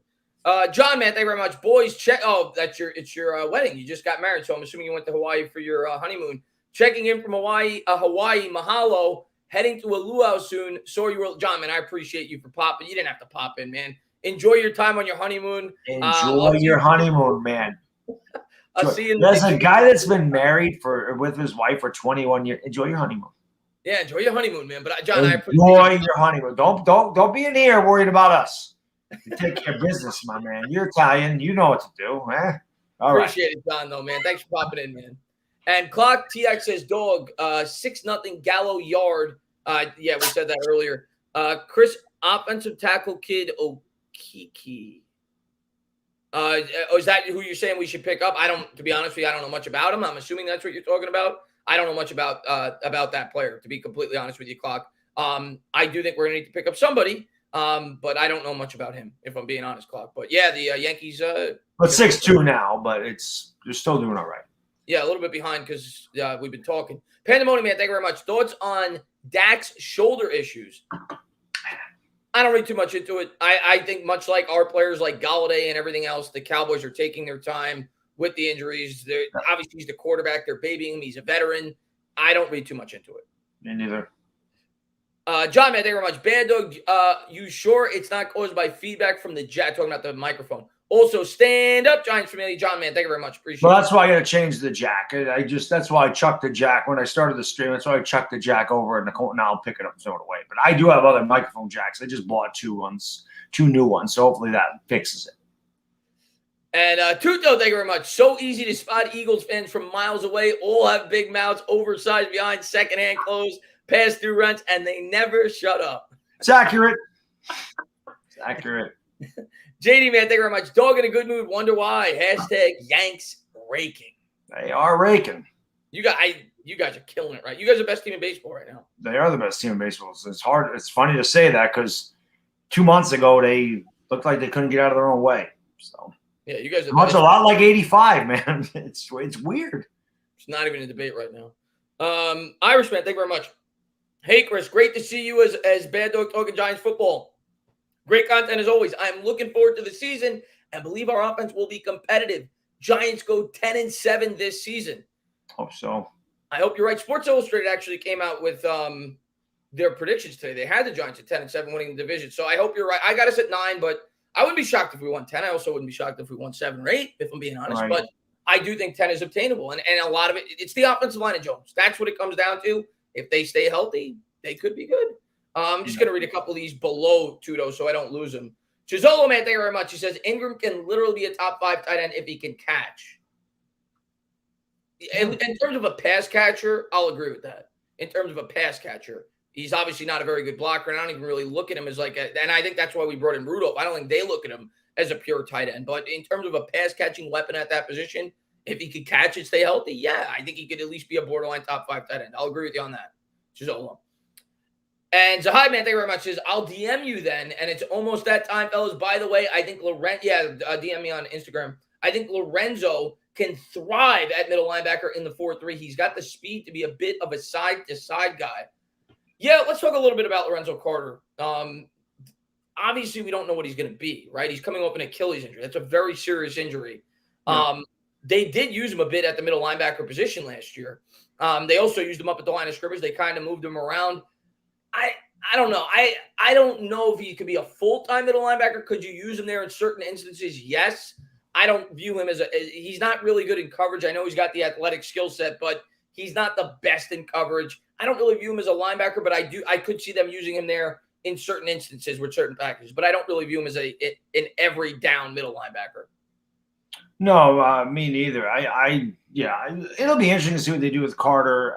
Like I said, I think that, what Uncle Lou said about Lorenzo Carter, it seems like it rings true that he was always the best. The guy's got a ton of talent, doesn't really work hard. So obviously Joe Judge, though, is the type of coach that can get a guy to work hard, and he was playing pretty decent before he got hurt. So we'll see how he comes off the injury. But yeah, I don't know if he's going to play middle linebacker. I can see him as a guy that they do move around a lot because, again, he's a very athletic guy, and we always talk about versatility. So we'll see what they do with Carter. It'll be interesting, and hopefully we get a good look at him in this preseason game. To circle back to Andrew Thomas. Yes. With Riddick. First and foremost, Riddick wanted Dwayne Haskins, and we know how good Dwayne Haskins is. So that just shows you what Louis Riddick knows about football, right? Obviously, he's still pissed off that the Giants didn't hire him as a GM, so that also plays into it. Listen, at the beginning of the year, Andrew Thomas was the worst of those 4. There's no argument about it. He was bad. He was struggling. And again, I was on his case because why is he playing so bad? This is not the guy that I saw at Georgia when he allowed no quarterback hits on Jake Fromm, who, was not a mobile guy. Didn't allow a hit in the SEC. And we find out that the Giants were not teaching him. They were not working on what his strengths were. I don't know what the hell they were doing. And again, it comes out that he's hurt after the fact. The last 8 games of the season, there's no doubt the man improved a ton once we got a new offensive line coach, and he did go back to what he was doing at Georgia. And there's no reason to believe that he will not take another step up this year, being 100% healthy, having a year under his belt. there's no doubt in my mind Andrew Thomas is going to be good. I was extremely happy when we drafted him. I thought he was the best left tackle in the draft. I still think he's the best left tackle in the draft. You can't really go on this after 1 year. How can you go, oh, God, it's disgraceful. He's played 1 year now. If he's Eric Flowers for the next 3 years, then okay. Of course. But come on, man. Give the kid a break. And if he played okay and then he completely declined at the end of the year, I get it. But he played way better. He improved so much. So I don't know what Riddick's talking about. Riddick, it might be 420 over there. I don't know. He's trying to draw up drama, and he's obviously jealous that he didn't get the Giants general manager job. I think that's what it stems down to. And then the other thing is, I think as like fans, we always think about like the situation for the quarterback, rightfully so, right? Not every situation is equal. It's the same thing for tackles. The situation with Tom Brady is much more appetizing for an offensive lineman than the situation with Daniel Jones in a new scheme. Let's just be real.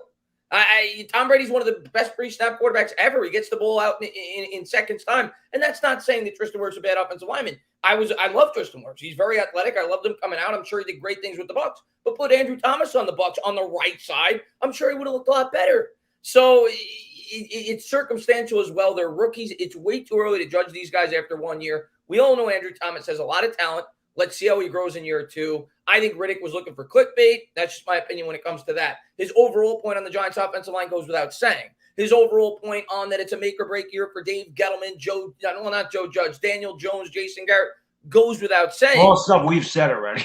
Yeah. But in terms of it's too early to say that he was by far the worst tackle. The other thing is, look at the situations. Like I said, look at where Wirfs ended up. Look at where Wills ended up. They ended up on much better offensive lines. I mean, the Jets' offensive line wasn't great, okay, but look at where Andrew Thomas ended up. It was a bad offensive line. It had three rookies on it, including himself. They had Nick Gates out of position. There was a lot of things going. Nate Solder was not there because of COVID, because he sat out. Will Hernandez had COVID. How many interchangeable pieces did he have to get used to? And again, the change of there was a lot of stuff going on with the Giants. He came in the worst situation of any of those linemen, like I said, maybe outside of Becton. I mean, the Jets are not good either. But, like I said, I'm not going to, after one season, to say he was a disgrace. Come on, man. No, he's not. Dwayne Haskins was a disgrace. He's in. I mean, Jalen Hurts might even be better than Dwayne Haskins. I mean, that's how bad Dwayne Haskins is. So, but he wanted to talk him up, and they're not always right. Listen, man, we make somebody all the time. Somebody mentioned this in my Yankee video. Like, oh, you were wrong about the. Like I said, you know what? The best in the business, the guys that make tens of millions of dollars in their career doing this stuff on television, they're wrong all the time too.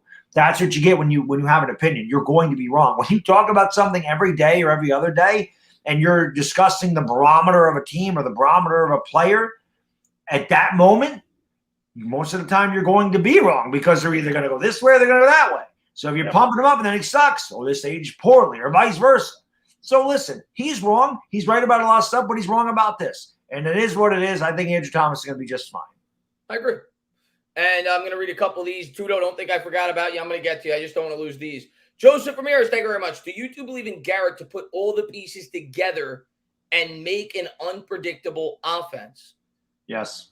If the offensive line blocks, I think he could operate a good offense. He has a track record. He's done it with Dallas. He's proven when he has the pieces, he could be a productive offensive coordinator. I think he'll be fine. I believe in Dr. Garrett. If they could block.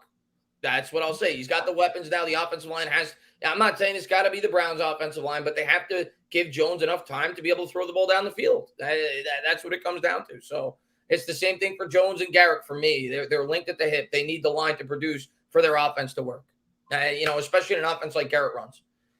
Grimman, thank you very much. Talking Giants guys had boots on the ground at the practices and said, Justin was there today, and said that Andrew Thomas looked phenomenal. He's been getting great write-ups the entire preseason and training camp, which I expect this year. Also said Solder actually looked good, which is interesting. Solder's going to be in there if Parrott doesn't get the job done. I have no doubt in my mind. He's a veteran, and if Parrott sucks the first 5 games or so, Solder's going to get an opportunity, and hopefully that's not the case. But it's encouraging to hear that he's doing well. We all worry about the depth. Yep. Anthony, man, thank you very much, man. Daniel Jones' ability to read defenses will determine if the Giants win this year. That'll be a part of it. The offensive line's got a lot to do with Daniel Jones' performance this year. Yeah, and the overall offense in general. But yeah, the reading of defense will be a big part of it as well, Anthony. You're not going to. Oh, God, yeah. Listen, I talked about it in the post game when I did the Cleveland. When Glennon looked over to his right and he saw his first two reads not there, and he checked it off to the running back. And I don't remember if it was, I think it was Devontae Booker, and they ended up getting a first down. I remember commenting when we were doing the game, that's the type of thing I want to see from Daniel Jones. That's the type of thing that Daniel Jones needs to do is, my two reads are over here. Nope, check down. Like, that's what he's got to do. Not pat, wait, and then throw, and it's too late. Like, he's got to, nope, check down. Because you got, if you're lucky, you got 3 seconds. You got to have that mental clock as a quarterback. Right. So he's got it. That's what I want to see. Glennon did it well. Nope, check down, first down. That's the type of thing that Daniel Jones has to. If Daniel Jones figures that out, he's going to have a great season. He's got to figure that. I say it all the time, and I can't express it enough. Daniel Jones needs to have confidence in himself. Daniel Jones needs to have confidence that I can make the throws. Stop thinking so damn much. Just throw the ball. Just play football like you did the first game against Tampa, where you were just running when it was open. You scored 2 touchdowns on the ground. You threw 2 touchdowns in the air. You had, 4 games where you had at least 4 total touchdowns? You threw 4 against the Lions, 4 against the Jets, 5 against Washington, and he had the 4 total against Tampa. We know he has that in him. And if he just plays a confidence, I think that's a Daniel Jones that we can see. Now, I don't expect him to have 4 or 5 touchdowns every game, but I definitely think he can cut down on turnovers, and I definitely think that he can have a good year. I'm not saying he's going to, but I think that he can. I'm not gonna be an Eagle fan. He's gonna throw over 47 touchdowns and 9 picks, and no. But I do know that's there for him, and I do think that he can do that. Will he? We'll see. But I believe that he's got that in him. We'll see. Beamer, man, thank you very much. Gates' importance at center is his experience in calling line protections. That's kind of what we were saying earlier, Beamer, and his exactly his experience. I mean, Harrison has that too. He's been a starting center in the league. It's not like he hasn't played the position, but it's his chemistry with Jones. And if there is one position on the offensive line where you really have to factor in the chemistry between a center and an offensive lineman rather than a quarterback, it is that. So I'm with you on that, my man, and thank you very much. I appreciate it. Let me get the Tudo. I'm sorry I had you waiting so long.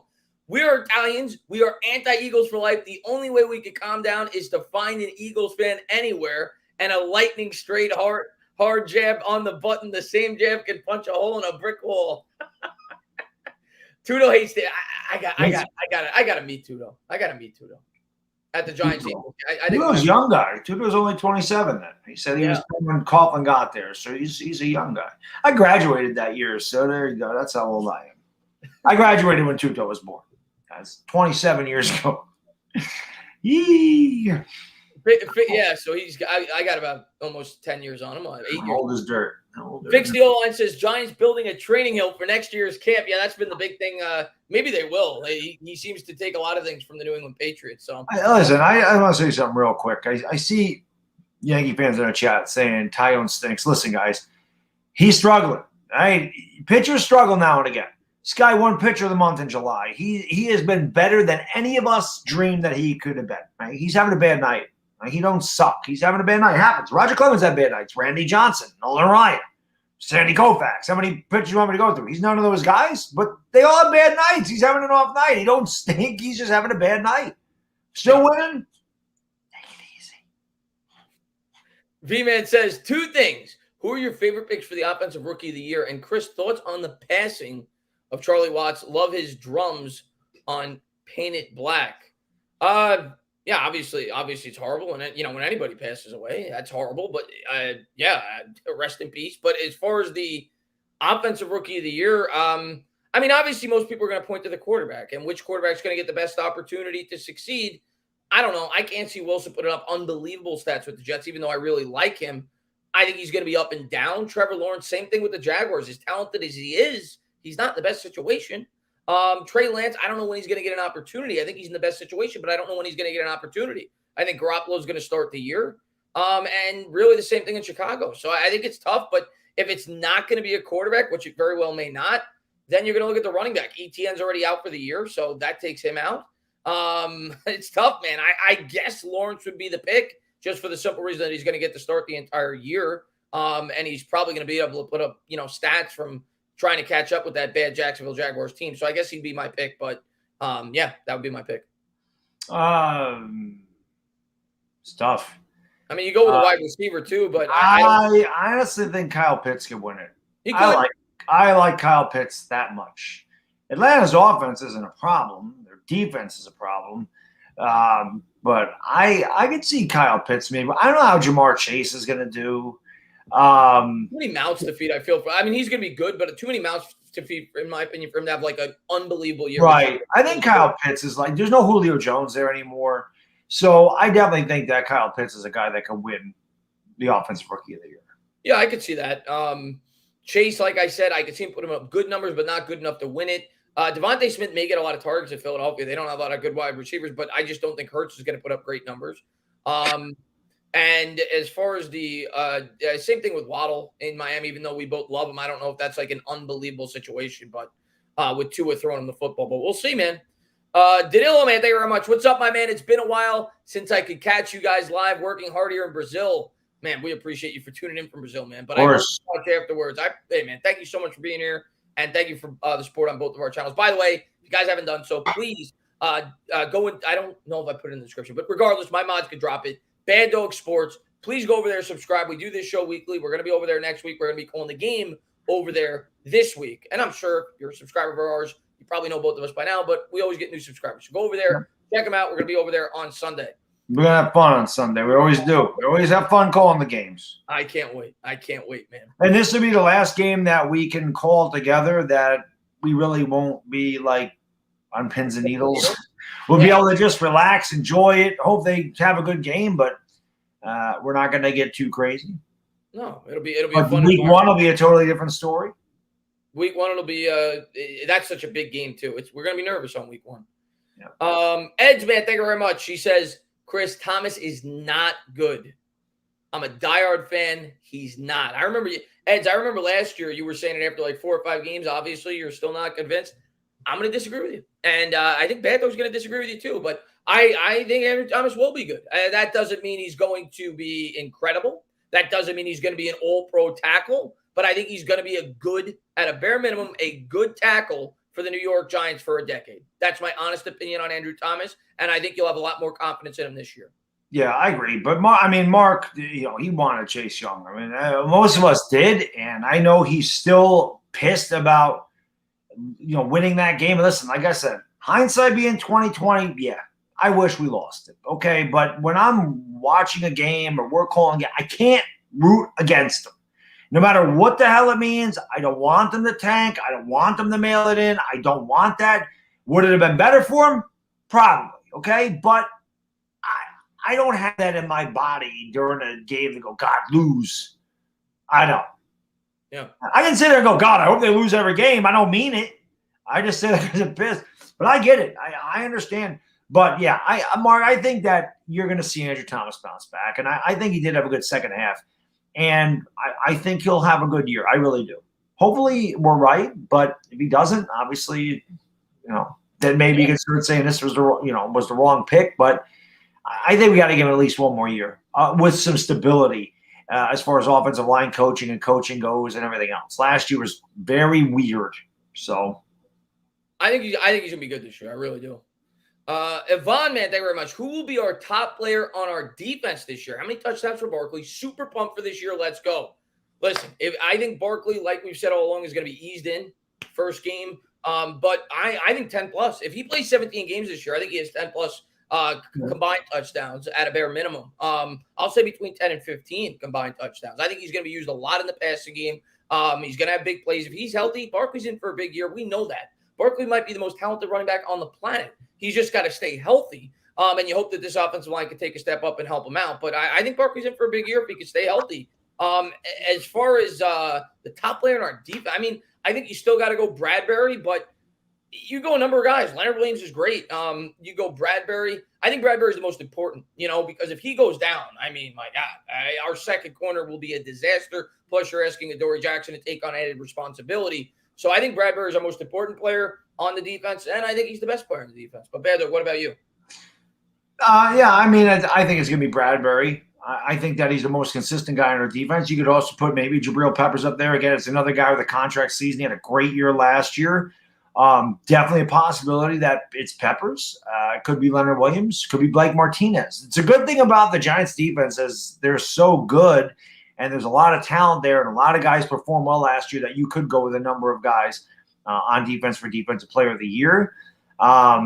So, I mean, I think it's between Leonard Williams, James Bradbury, and Jabril Peppers.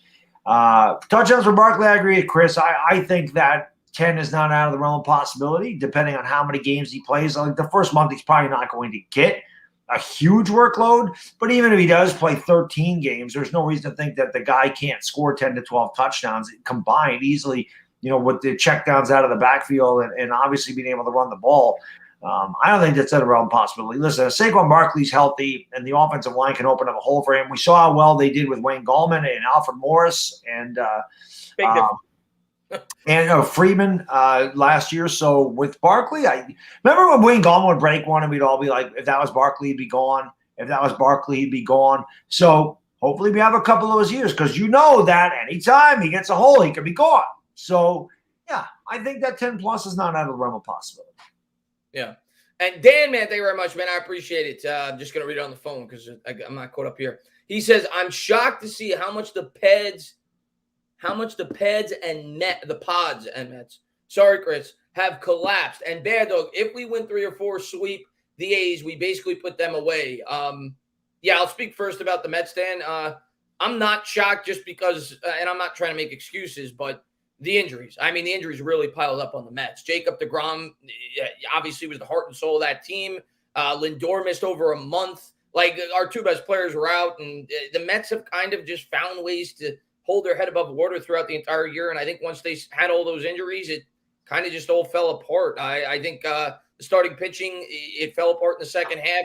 Guys that were great in the first half that were outperforming their baseball card, they have really fallen apart over the second half. Taijuan Walker, that was something I worried about all year. The guy hadn't thrown more than 99 innings pitched in 2 or 3 years. Second half, he's kind of fallen apart. Marcus Stroman not pitching quite as well as he was in the first half. So I'm not surprised, to be honest with you, with all the injuries they've sustained. They haven't been able to overcome it there in the second half. Yeah. I forgot what his question was about the Yankees. About the Yankees, he said if we win 3 out of 4 or sweep the A's, we basically put them away in terms of. Yeah, going in. Well, it's 6-5 now. The Yankees are probably going to lose tonight. When you're up 6-0 and you've blown it, and again, that was a horrible 0-2 pitch. You threw it right down the middle plate. You can't do that. You would have got fined in the 90s. I say it all the time. When the Yankees had their dynasty, you got fined for that. They had a kangaroo court. If you gave up a hit on 0-2 or walked a guy after you had him 0-2, you got fined $100 or whatever it was. It wasn't a lot, but it was the principal thing. You've seen that a lot with the Yankees this year. When they went to Oakland, all I want, obviously they win 3 out of 4, sweep them. They put Oakland in a really precarious spot. The Yankees do not play well out there at all. They've always struggled since I can remember. I'm just happy if they split. I said if they go out there and they don't lose any ground to Oakland, I'll be very happy. They're going to lose eventually. They've won 11 in a row. They're not going to win every game for the rest of the year. This is a tough place to play, and I mentioned this before. It's much like Tampa Bay. We've always struggled in Tampa. We always struggle in Oakland. There's a reason for that, okay? When you're the Yankees and you play in the Bronx or you play against the Mets, if you go across town or any place else, Boston, there's an electricity in the air. Sometimes when you go to a place like Oakland or Tampa where the fans don't appreciate what they have there, nobody shows up there, and the crowd is dead, it's a different feeling. Nobody ever takes that into consideration. Good point. Just different. It's not juiced up for them. They may have a letdown. The cross-country flight, the 10 o'clock start, it's different. They just don't play well out there. If they split, I'm happy. If obviously the series would be great, but splitting, I'm happy with a split. It's funny you mention that. It's the same thing with the Mets and the Marlins. Like when the Mets are good, Marlins Stadium is a home game for the Mets because the Marlins don't pack the house. There's a lot of people, that obviously moved from New York to Florida. There's a lot of Mets fans in Florida. And in Tampa. Yeah. Same thing with Tampa with the Yankees. I watch the Mets all the time, and when the Mets are competitive, there's a lot more Mets fans in Miami's park than Miami fans themselves. So that's a really good point.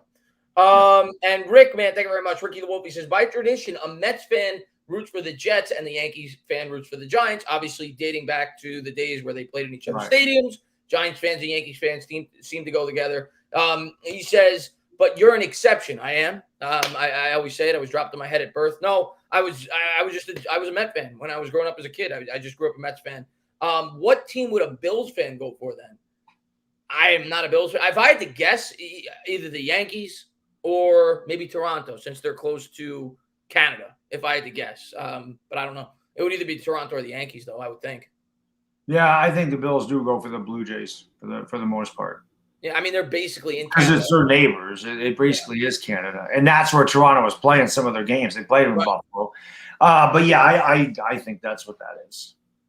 And John, man, thank you very much. I know Glennon is a vet, but looked like LeWerk fits the system better, and he could run. Do you guys see LeWerk making the team over Glennon?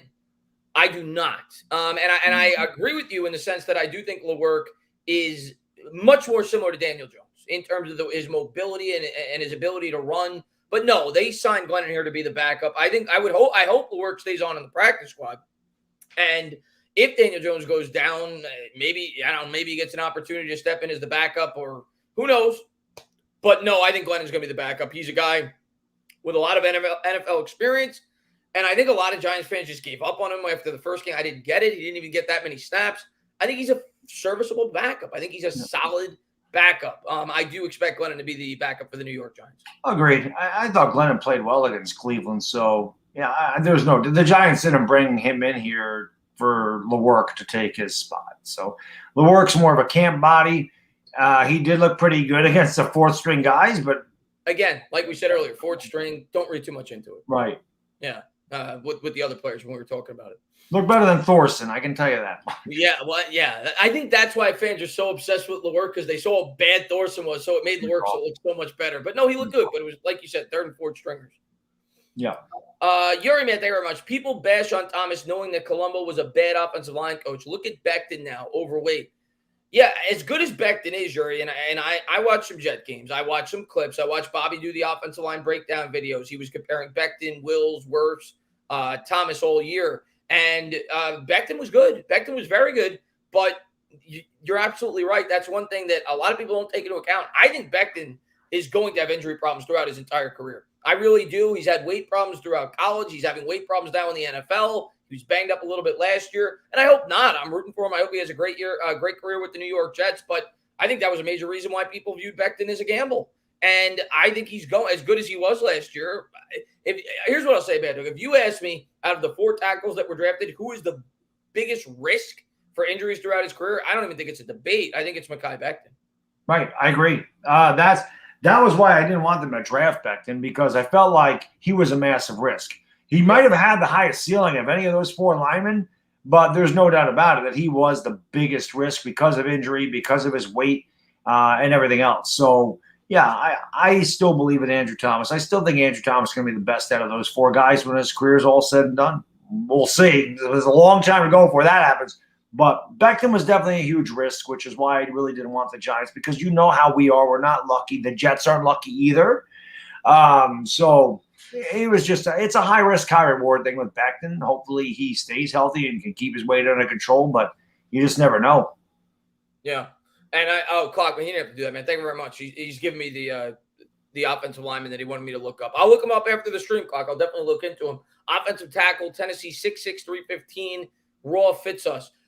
We'll see. Here's the thing, Clock. If they do add an offensive lineman, which I think they need to, I prefer an interior offensive lineman personally. I think Solder is at least equipped to be the swing tackle. And I don't know, maybe he's capable of playing on the inside, but that's what I'm more concerned with. I think we need an interior guy in terms of depth for this offensive line personally. But maybe they would add a tackle. Who knows? The more the merrier. I think we need more depth. Maybe they add 2 offensive linemen.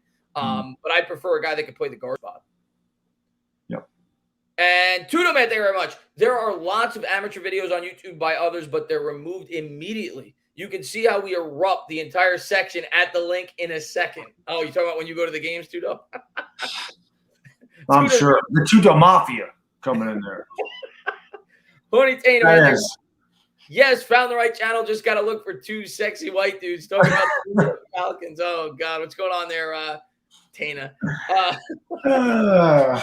Grim Solo, man, thank you very much. Garrett's play calling is too predicated on winning one-on-one matchups. Our offense will be better, but will be held back due to lack of creativity. And that's a fair thing to worry about, Grim. He's not, I will say this, he's not the most, even though I do think he's a little more creative than some fans may give him credit for, he's not the most innovative offensive mind. I'll agree with that. He doesn't have a lot of pre-snap motion like Shanahan with San Francisco.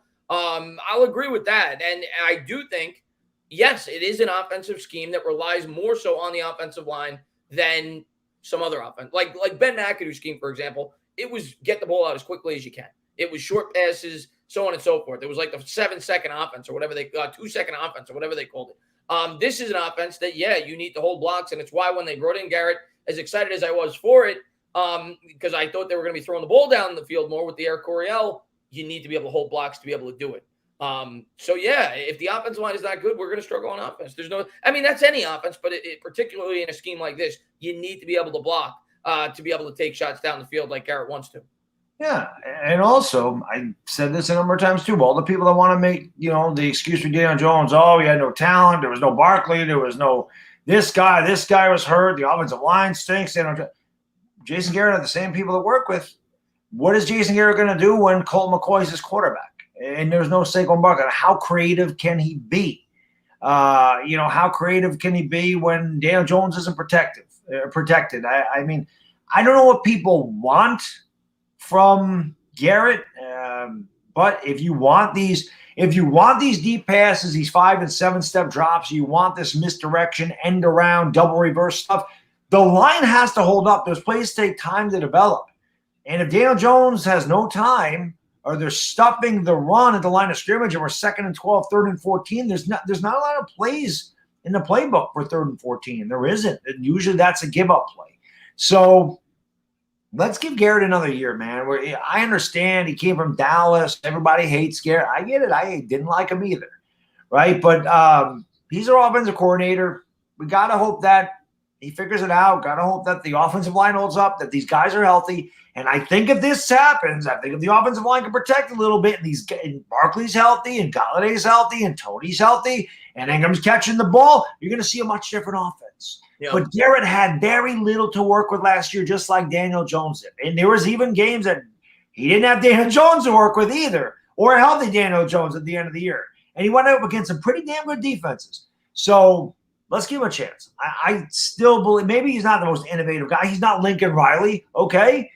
But I think he's good enough to get enough out of this offense that if the line holds up, they're going to be good enough to win games. They're not going to put up 30. They're not Dallas.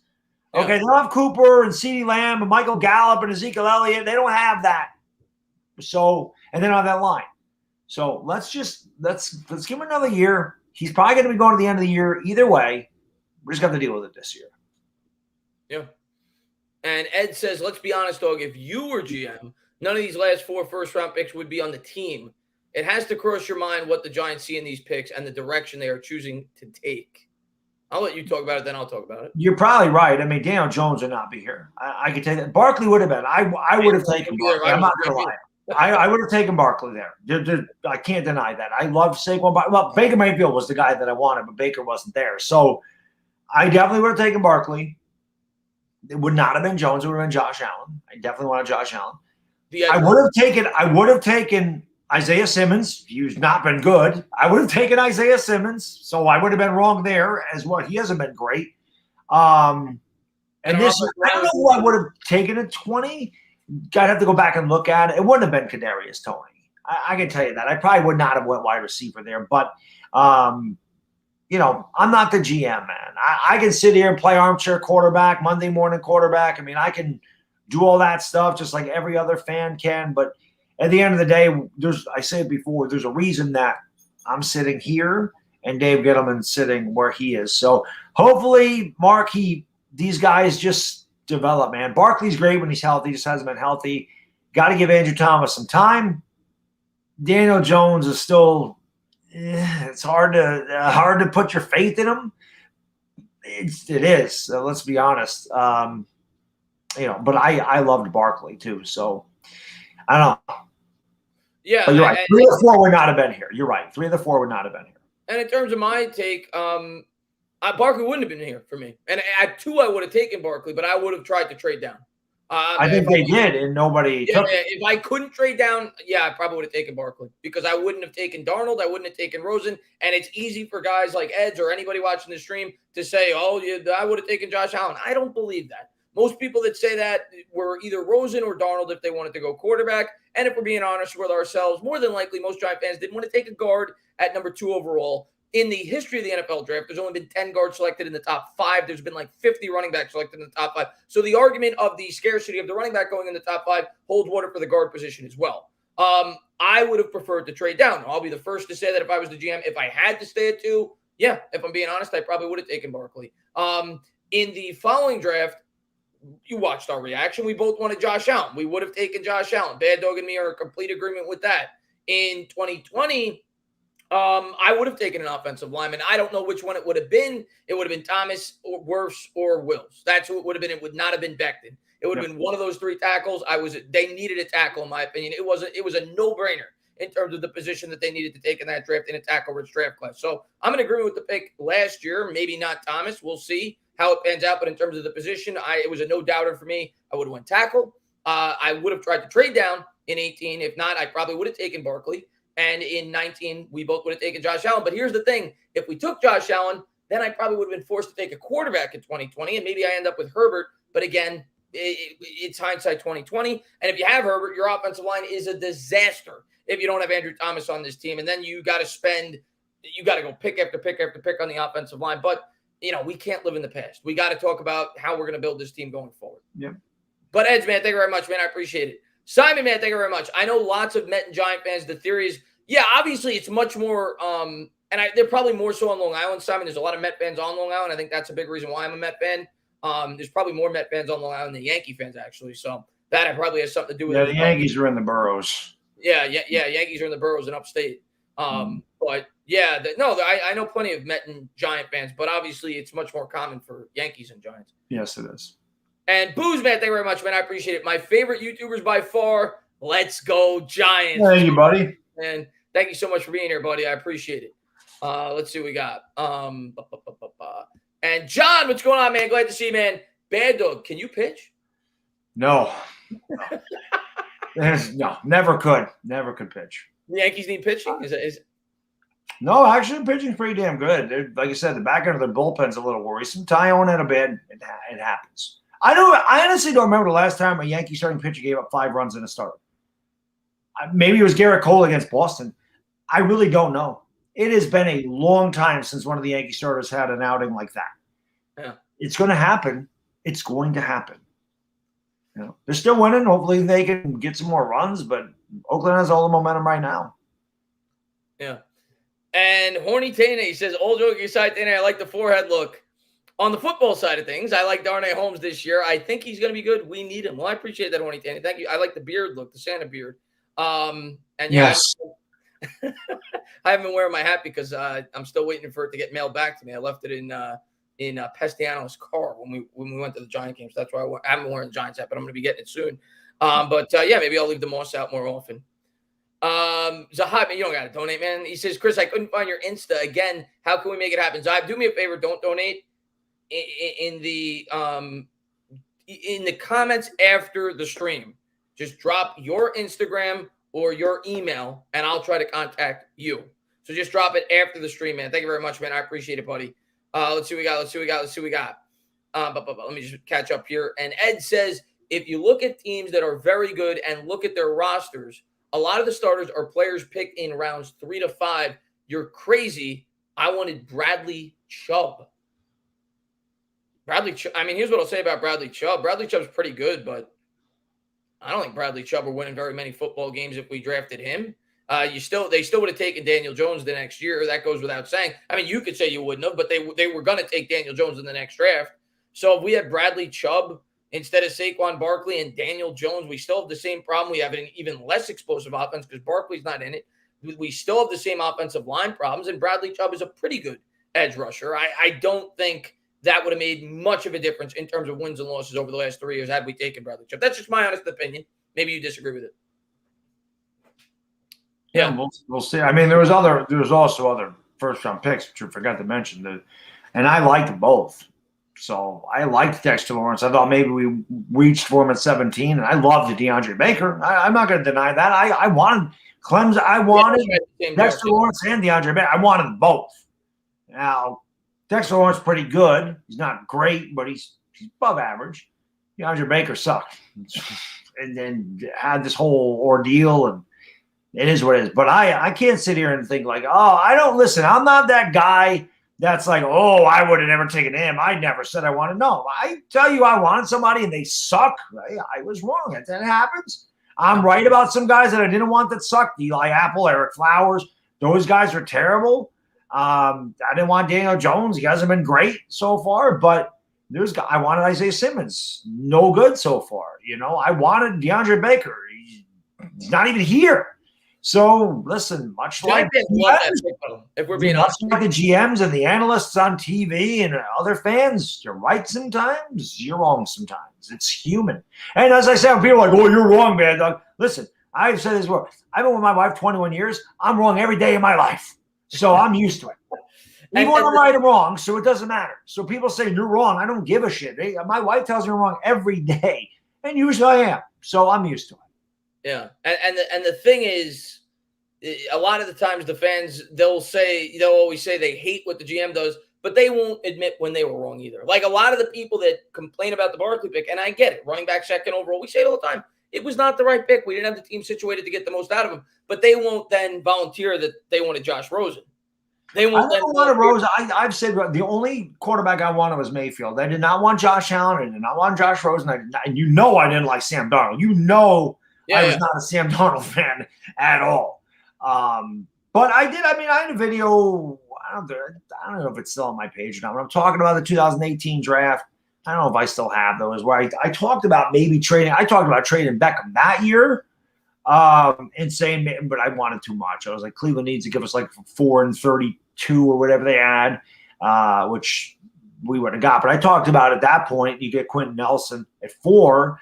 If we were back there, I've said Sony Michel. Nick Chubb would have been the pick, but I said maybe you skip on Barkley and you go Sony Michel. Maybe you go a couple linemen.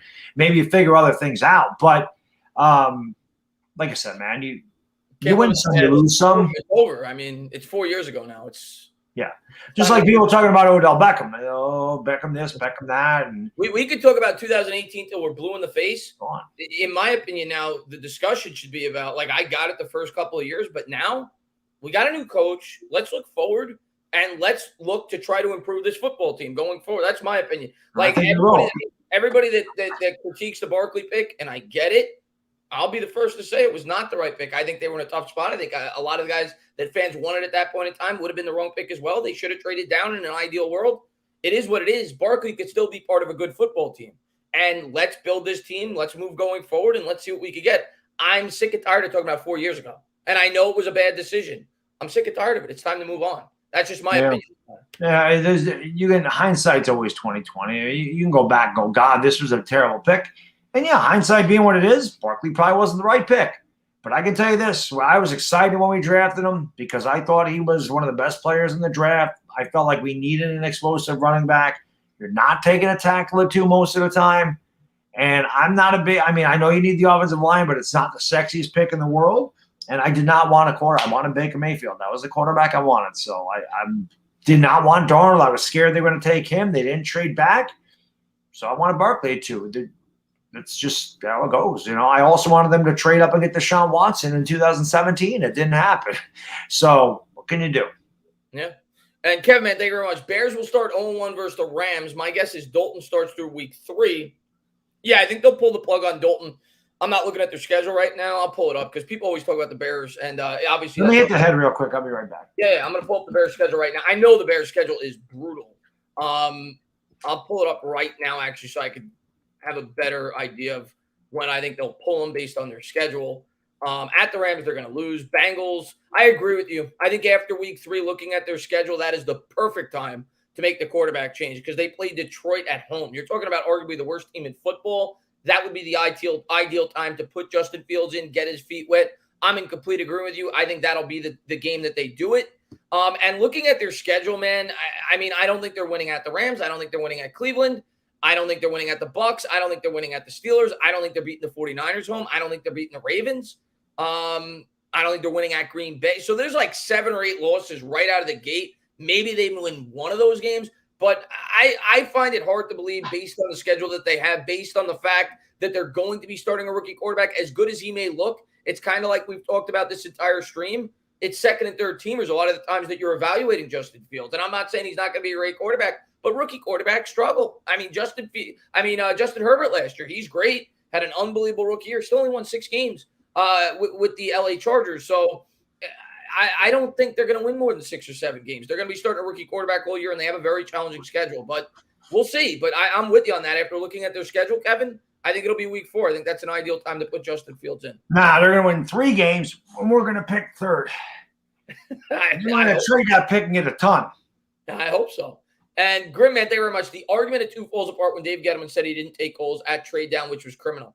That's a very fair take. And Gettleman said that, and it very well may be the case. We all know that Gettleman's not always a man of his word, but yes, and people said he would never trade down. He did it in this draft. But if that is true, and he did not even entertain trading down, that is criminal. You always have to listen, especially in a draft like that, when the quarterbacks are as highly as thought of as they were going into that draft, to trade possibilities. So yeah, absolutely. If that is true, which I find it very hard to believe that it is, but if it is true, that is criminal. And whether it was Mara influence or Gettleman influence, it doesn't matter. The buck stops on the GM. So I get the criticism. And if that is true, yeah, it was a big error in judgment on Gettleman's part. It's fair. It's a fair point. And Irishman, thank you very much. I said it last season, and I still believe it. In Judge, I trust. This team will be better than last year. It has to be.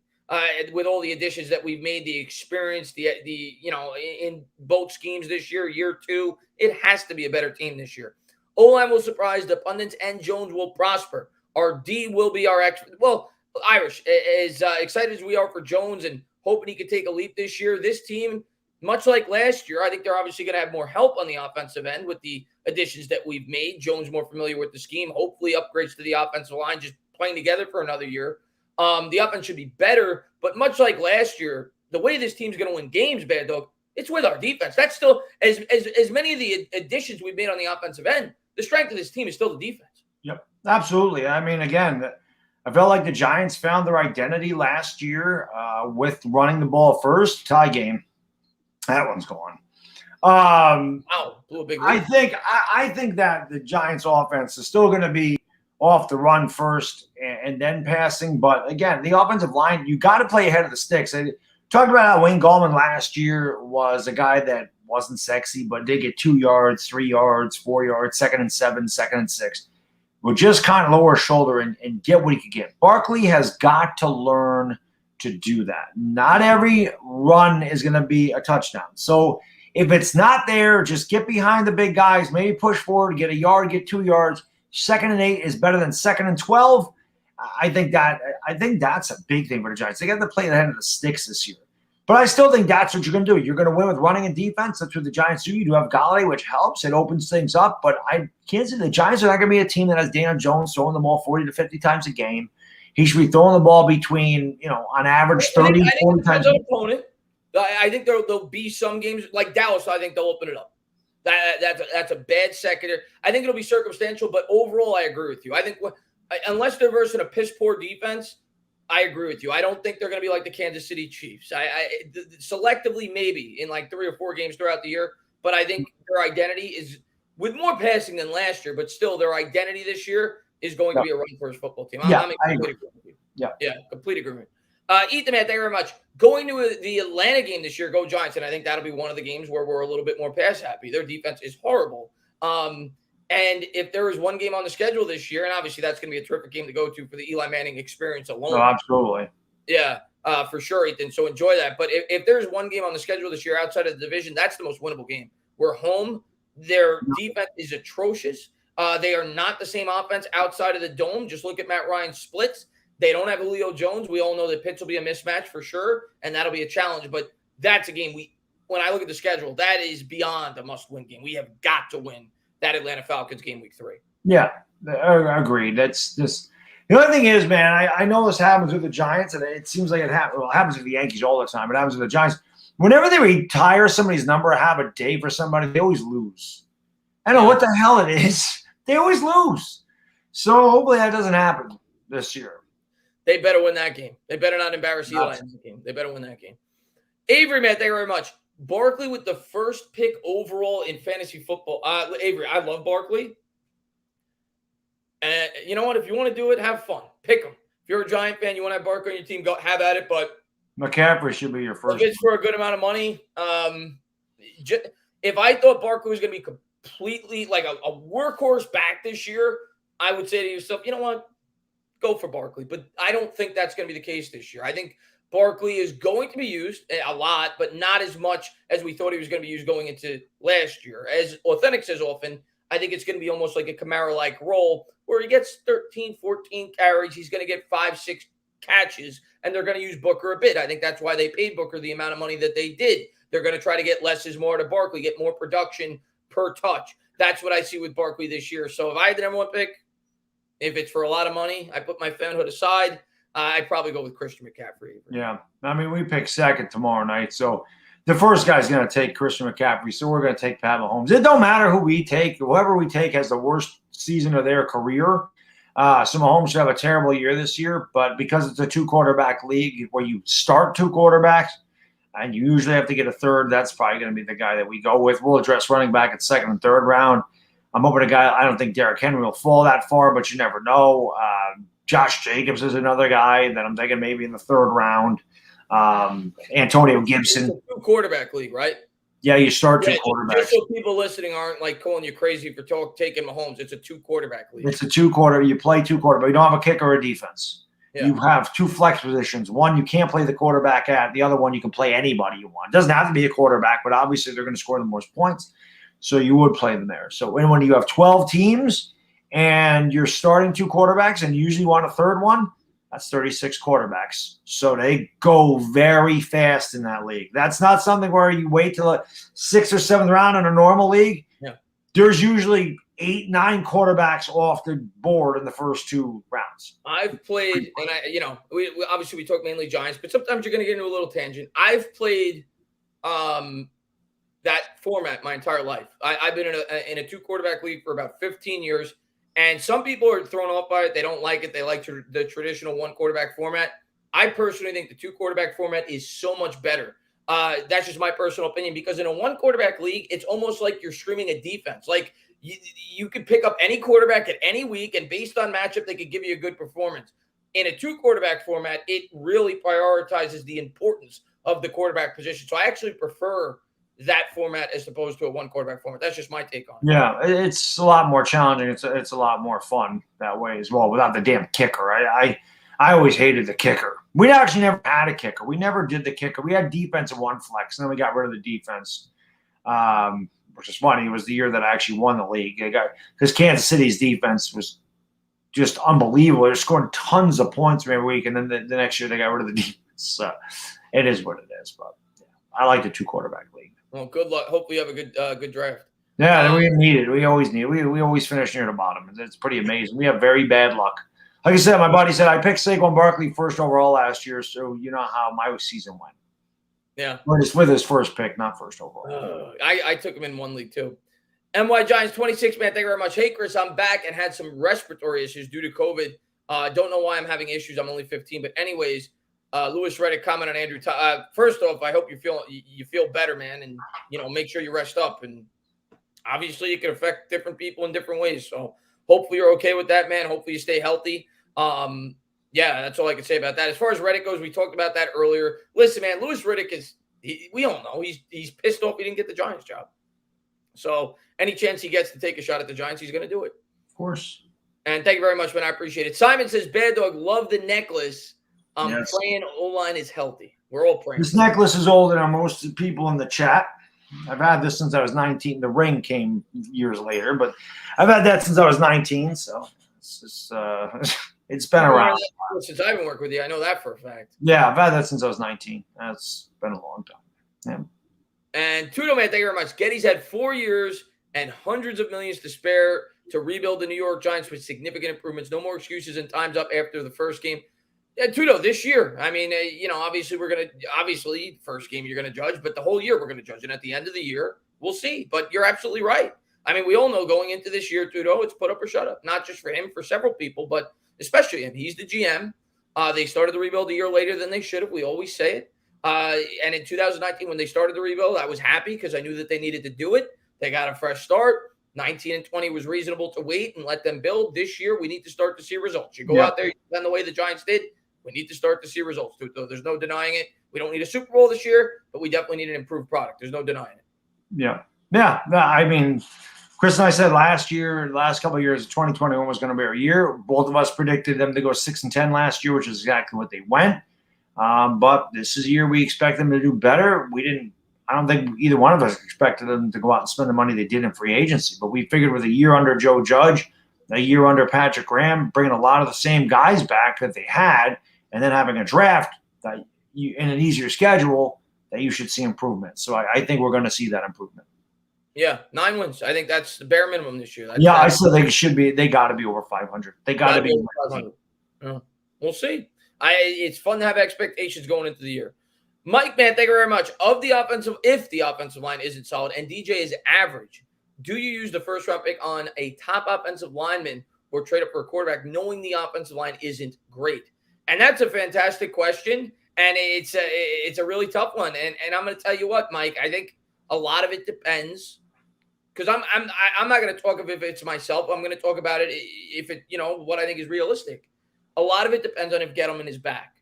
And if Gettleman is, like, say we win 9 games, but it's defensive influence, and they come to that conclusion. They say, hey, Jones showed some spurts. He's still not near where he needs to be. The offensive line struggled. We're 9-8, and Gettleman's back. They're going to stick with Jones. If we win 9 games and Gettleman's back, I would be shocked if we take a quarterback. That's my honest opinion. Now, if Gettleman is relieved of duty and we bring in a new GM and you have the ability and you really like a quarterback in the draft and you have the ability to reset the rookie clock and Jones doesn't really show a lot of progress or near the amount of progress that we're hoping for as fans, you have to at least entertain it. If you really like a quarterback with the ability to trade up, that's just common sense, man. You can't pass up that opportunity. And that was a result of getting that extra first-round pick. Hopefully it doesn't come to that. Hopefully Daniel Jones takes a step up this year. But if he doesn't and he stays like kind of what he was last year, and we have a new GM and you have the ability to go out and get a quarterback, if you really like one, you never force a quarterback pick. But if you really like one and you have the ability to go out and do it, you have to entertain it. I mean, yeah, I think it depends on the Giants' record, to be honest with you. But if the O-line sucks and Daniel Jones is average, then I think that you should address the offensive line. Because if he's average with a bad offensive line, obviously if you get him some protection, he would have got better. And the quarterback's very tough to get. You don't know. I mean, you could definitely go out and get a Spencer Rattler if he's available. And Rattler's going to have a great year at Oklahoma. There's no doubt about that. He's going to be a Heisman Trophy candidate. I don't think there's any question about it if he stays healthy. Sam Howell's another guy they talk out of North Carolina. But these guys can be great in college. You don't know what the hell they're going to be in the NFL. That's the thing. And for how great they look in college, they could get to the NFL. They can be huge busts. We've seen it numbers of times. So I think if Daniel Jones is average behind a poor offensive line, I definitely think that if you're picking early because of the Bears pick and you can trade back and get a couple of linemen, maybe you do that. I mean, obviously, if Jones is serviceable, you're going to know, okay, we need the offensive line to get better. Jones to get better as well. So yeah. Well, I mean, it's tough. It's really tough to answer that because when he said average, I was just thinking along the lines of Jones doesn't really show any improvements. But yes, if he was league average, that's a big improvement. Yeah. So yeah, if that was the case, I stick with Jones. So yeah, I was thinking of more along the lines as Jones doesn't show any improvement. But if he's the 15th or 16th best quarterback, that's a jump.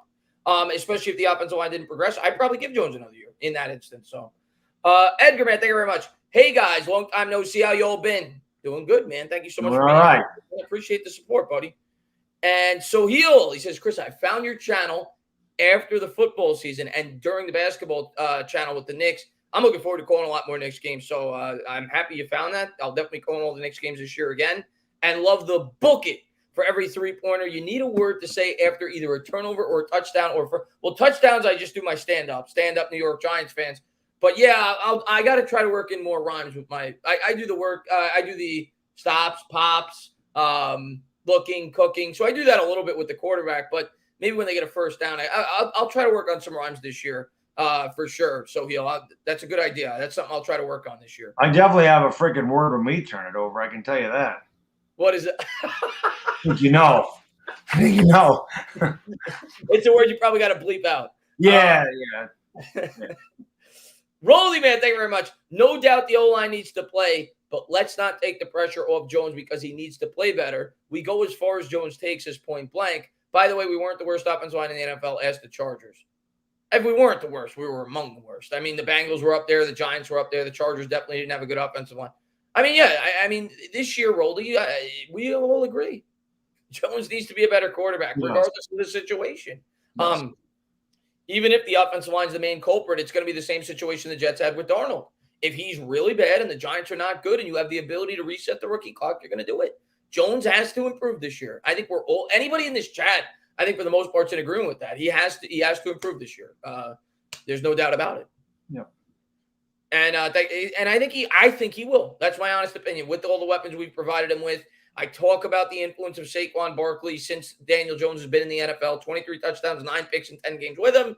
I think like 12 touchdowns, 13 picks in 16 games without him. I think that is going to play a factor Huge in Daniel Jones improving this year. His defense can't be one-dimensional at that point. You don't. Yeah. When Barkley's there, obviously he's a focal point of the defense because he's our best offensive player.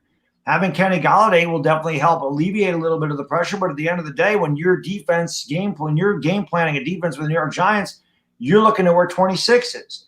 Okay, without him there, it's like we don't have to worry. Wayne Gallman had a nice year, but they're not like we're scared of Wayne Gallman. We're scared of Alfred Morris. We're scared of Devontae Freeman. They're not scared of those guys. So like we can just pin our ears back and go after Daniel Jones. Saquon Barkley there, they can't do that because if you blitz and the Giants have a little counter draw or something, the defense takes himself right out of the damn play. He's gone.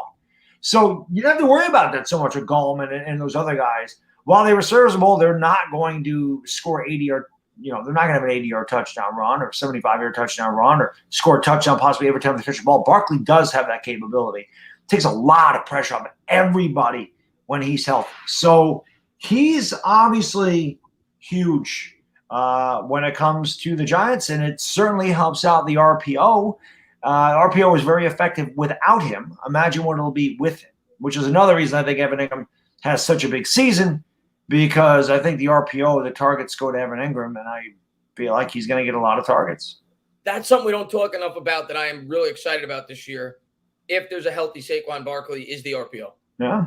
You think about Daniel Jones, and we haven't really gotten to see it. Especially with the Kadarius Toney out there. There's a lot of things you can do. Yeah, I mean, because when Daniel Jones' rookie year, there was maybe 3 or 4 games where Saquon Barkley was completely himself because he got hurt for 3. It took him at least 3 games after the fact to really get his bearings after the injury. He was himself in the Washington game. Wasn't himself? Yeah. So, no, he was himself. The second one. Yeah. They scored 5 touchdowns. Jones had 5 touchdowns. Yeah. Barkley had a ridiculous game in that game. You think about that RPO this year. That's super exciting if Barkley's healthy. That is going to be as good as it was last year for Jones with some of the big runs he had. You factor in the threat of Saquon Barkley. I mean, come on.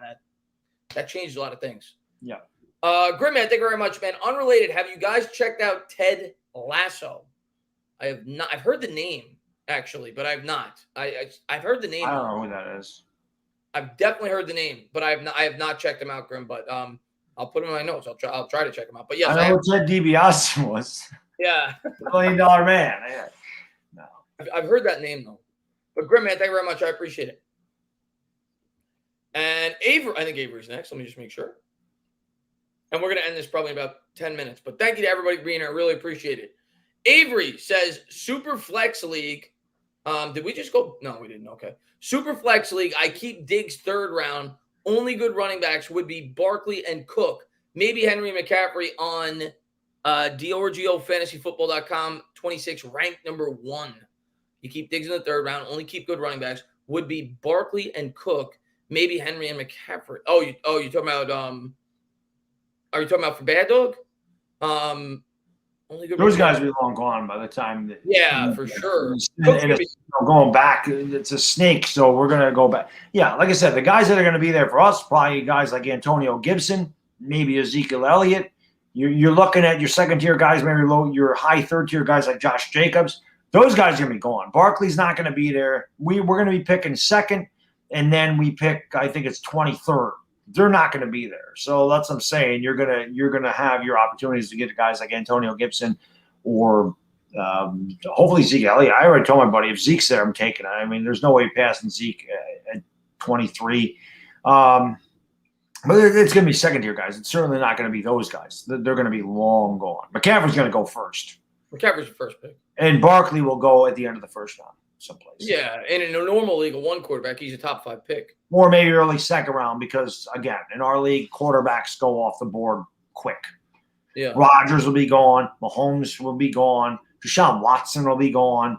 Aaron Rodgers will be gone. Watson's not going to play, right? He's not playing at all. Well, then he won't be. I don't think he's going to play with the legal thing. He won't be gone. Hunter, man, thank you very much, man. Going to the game Sunday, are the starters playing? Yes. And by the way, I want to say hello to Jarvis Juice. I saw him in the chat, man. What's up, buddy? Yes, by all accounts, the starters are going to be playing the full first half on both sides of the ball. That's what the word is from Judge. He's using it as a dress rehearsal. So you're going to get a chance to see the starters and enjoy the game. Tudo says all championship caliber teams are about ownership, management, coaching, training, and preparation, Paisano. The players are just the pieces of the puzzle. Well, yeah, I mean, because management is the guys that bring in the players. Coaching is the guys that get the most out of them. So, I mean, at the end of the day, it starts at the top, and obviously the owner is a big influence as well. So, yeah, I mean, a GM, an owner, head coach, those are the most important pieces, specifically in football. Basketball, maybe not so much, but in football, yeah, I mean, you look at Bill Belichick. I mean, that's where it all starts and ends, man. Yeah, I mean, coaching obviously is huge because a coach's job is to get the most out of the players, which is why a lot of Giants fans are encouraged about Joe Judge. The Giants are not a very talented team, especially Patrick Graham. What he was able to do with this defense was unbelievable. So, again, this coaching plays a massive part. There's a reason Bill Belichick won all those Super Bowls. Yeah, Tom Brady had a lot to do with it, let's be honest. But Tom Brady just went down to Tampa. Tom Brady's a GOAT. There is no question about it. But the Tampa Bay team is pretty good when he got there. So that's more talent than Brady ever had to work with in New England. But there's a reason that Belichick won all those Super Bowls. There's a reason Coughlin won a Super Bowls. There's a reason coaches win those Super Bowls.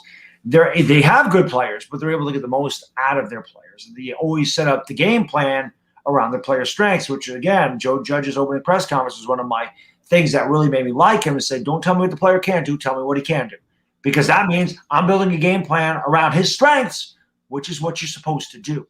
And that's what I like to hear. That's what Joe Judge does.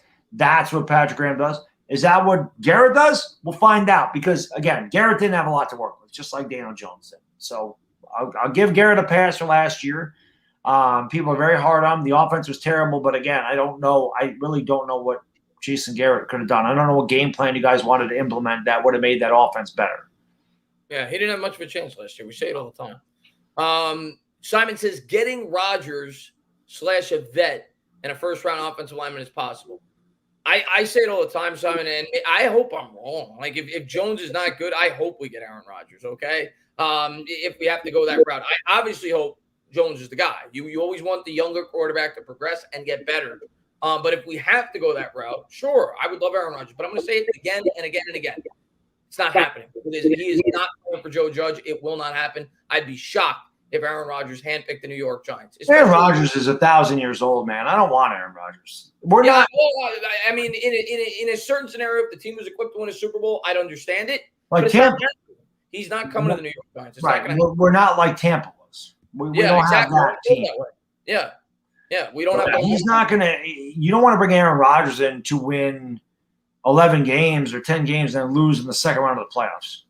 That's the worst thing you can do. Right. You give up your entire future. If Daniel Jones ain't good enough, if he's no good, you got to take a shot at a guy in the draft. You got to try again. You got to start over, which sucks, but you'd have to. I mean, listen, Teddy Bridgewater is going to start week 1. I just saw that today or yesterday. Won't be Drew Lock. Teddy Bridgewater is definitely a guy that I wanted the Giants to take as a stopgap guy, but. That was different. Teddy Bridgewater was 27. You found a quarterback that's 27 that was pretty good and then got injured, wanted to take a shot, fine. But I brought the guy up, and Giants fans don't want to hear it, and I don't want to see it. Garoppolo. That's what I brought up. I could see it. I don't want to see it. That would make more sense to me. I don't want to see it either, but that makes more sense. As a stopgap, as a 2 or 3 year Exactly. stopgap while you draft a quarterback. I could see Exactly. that. Yep, I agree. Morning, Tatum, man. Thank you very much. Guys, the one thing I'm concerned about is you hear about how the Giants sucked the first day in the joint practices. I'm concerned that we're going to start off too slow and the teams will cream us, and I'm not concerned at all. I'm not saying I'm not concerned that they'll start off slow. That's possible. But in terms of the way that they come out in practices, I don't think that has any connection to whether or not they're going to start off slow in games. I don't read anything into that. I really don't. I'm not reading anything into the practices. I get what you're saying because they've started off slow with the first practice. They've come on strong in the second. There's a lot of factors to that could be maybe the New York Giants in the first practices are working on things that they're weak at. Maybe they have some jet lag, being that they've had to travel to both locations. They had to travel to Cleveland. Cleveland got to sit on their fannies. They had to travel to New England. New England got to sit on their fannies. So maybe that had something to do with it in the first. I don't think that has any connection to whether or not if they'll start off slow in NFL games. That's my honest opinion. Yeah, I don't think they will either. But even if they do, I mean, we talked about it earlier that you see them have a weak first practice, but they have a really good second practice, which means they're good at making adjustments. So if they have a rough first half, you can always go in. You can make adjustments in the second half, which they did last year, and you can come back and win those games. They didn't come back and win a ton of games last year, but they did come back and win some. But they were much better. You saw the Bears they were not good in the Bears. They're the Rams, but in the second half they were a lot better. They couldn't hold out. They couldn't come out with a win. But you saw them get better every time. They were able to make adjustments. That's encouraging. Even if they do go off to a slow start, I always feel like the coaching staff's good enough to make the adjustments to get them back in the game or win the game. But yeah, I'm not concerned about what they do in practice when you can't hit guys and all this stuff. I'm not too worried about it. Not too worried about it. And Simon says, not the worst overall offensive line, but the worst. I mean, if it wasn't the worst pass blocking line, it was definitely up there. It had to be. Daniel Jones was sacked like 1 million times last year. It had to be among the worst if it wasn't. So, yeah, the run blocking, you're right, was, at least in the second half, probably close to league average. Pass blocking was not, even in the second half. Right. And Louie, man, thank you very much. Tana and Dog in the house. What's going on, Louie, man? Glad to see you, buddy. When do you think the Giants are due for a hard – I don't think it's ever going to happen with Mara as the owner. I don't think I don't think it's going to happen either. But, God, Hard Knocks probably wishes they had the Giants this year. It's been all the fighting that's going on there. Have you watched it? No, I don't have HBO. Oh, okay. It's like the one block of cable channels I don't have. Yeah. It's been horrible, and it has nothing to do with it being the Cowboys. I can't get into it. I just can't. It's been boring for me. I watch it, but it's definitely been underwhelming this year. But as far as Mara's even come out and said that over his dead body, will the Giants ever be on Hard Knocks? They're a conservative organization. And quite frankly, as a fan, I would enjoy watching it. I say it all the time. I don't want my team doing it. It's a distraction during training camp. Do you think Joe Judge seems like the type of guy that would want that? I don't see it. I just don't see it. No, I just don't see it. It's a Dallas thing. They're they love it. Yeah. They're glitzy. Everything's big and that. Like they love the publicity. The Giants just don't seem like that type of organization. No, they're not. And Tudo, man, thank you very much. All championship caliber teams are about ownership management. Maybe I already read that, or maybe said it twice by mistake. As I said earlier, I'm in complete agreement with you on that, Tudo.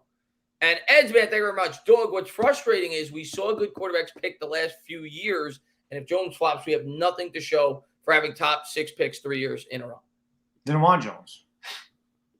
Yeah, I think he just means as a fan, like he's saying because we took Jones, we couldn't take other quarterbacks, and he's frustrated because of that. I get it. Just trust me. I'm as frustrated with Jones as anybody, but he's played 2 years. You're not going to give up on him. I don't even know who was there. Who was there? Herbert or Tua? We wouldn't have taken Tua. Well, I mean, Herbert was a guy. Tua was highly thought of, but we probably would have taken Herbert. We liked Herbert. I wanted Herbert. I always talk about the first show we ever did, episode 1. I talk about bring Teddy Bridgewater in here as a stopgap guy, draft Herbert, let Bridgewater play every year, let Herbert sit. Herbert's your guy in 2020. That was my ideal scenario for the Giants. He didn't come out in 2019. Decided to go back to Oregon for a senior year. And I still never thought the Giants were going to take Daniel Jones. I never thought that was going to happen. You heard that. I'm like, that's BS. It's smoke. They're just trying to throw people off. I don't know. But we were both in agreement with that. They weren't. But No, I get it. I mean, listen, I would have loved Justin Herbert. I mean, it's exactly what we said, though, Bad Dog. I remember doing shows on this in preparation to the draft. We said if you take a quarterback, you better be right. Because if you're wrong, you set your franchise back. Yeah. Yes, it's fact. And I'm going to tell you again, and it's why I said earlier why I wouldn't force a quarterback pick next year. If Jones is whatever this year, if he's pretty good, and you don't like a quarterback, you don't force the pick. Because I'd rather have one more year of Jones, and if he doesn't get better again, then I go out and draft a quarterback when I actually like one. You never force a quarterback pick, because if you're wrong, that's another 4 years that you screw up, because you have to give the guy at least 2 years, if not 3. And then if he's not the guy, then you got to draft a whole new quarterback. And then it's another year or 2 of him growing up and getting – we went through it as Giants fans for years before they got their franchise quarterback, Eli Manning. So you never force a quarterback pick. It's the worst thing an organization could do. Yeah, I think Washington did that, honestly, with Dwayne Haskins. I think they forced that. Luckily for them, it didn't cost them that much. But listen, the Giants have two. If Jones is bad this year, and there's a new GM, and there probably will be a new GM if he is, the Giants are going to – I'm telling you, I'd be shocked if we bring in a new GM. Say the Giants have a bad year. Say the Giants are 6-11, and Jones stinks. Gettleman's gone. Garrett's gone. They're drafting a quarterback. Or if they don't love one, they're getting a stopgap. Right. One or the other. I agree. With 2 first-round picks, I could see the Giants going after. As long as they like it. They probably will. They probably will. Yeah. Roldy, man, thank you very much. He says, point I was making was the Chargers had the worst offensive line, and look how Herbert performed. And Chris, I know you're going to have an excuse that you're predetermining this, that they lost games, but it was their defense that gave up leads. If Daniel Jones does what Justin Herbert did last year, I may have that excuse. If he goes out there and throws 31 or 32 touchdowns and the defense gives up, I can't predetermine that. If Daniel Jones throws 11 touchdowns this year, Roldy, I'm not going to have excuses. I'm going to say Daniel Jones needs to go. I'll tell you that right now. If Daniel Jones has a year like Justin Herbert had last year, though, and the Giants win 6 or 7 games, yeah, I may say the defense cost us games. There's no way of me knowing that before the year starts. There's no way of me knowing that. Yeah, I wish Daniel Jones was as good as – listen, I saw Justin Herbert make a throw, and I remember saying Daniel Jones can't make that throw. Sometimes you're just limited in what you can do. I remember it was Justin Herbert rolled out to his right from about 20 – he was about 25, 27 yards away from the end zone. He just threw a seed to a guy in the back of the end zone, and I was just like, Daniel Jones don't have that. That's I loved Justin Herbert. But there's nothing he can do. We have to grin and bear it. We have to – Daniel Jones has talent, man. I don't deny this kid's talent. I know he's got a good deep ball. He's accurate with the ball. He just doesn't always make the right read, and he doesn't throw the ball with confidence, man. He's got to figure it out.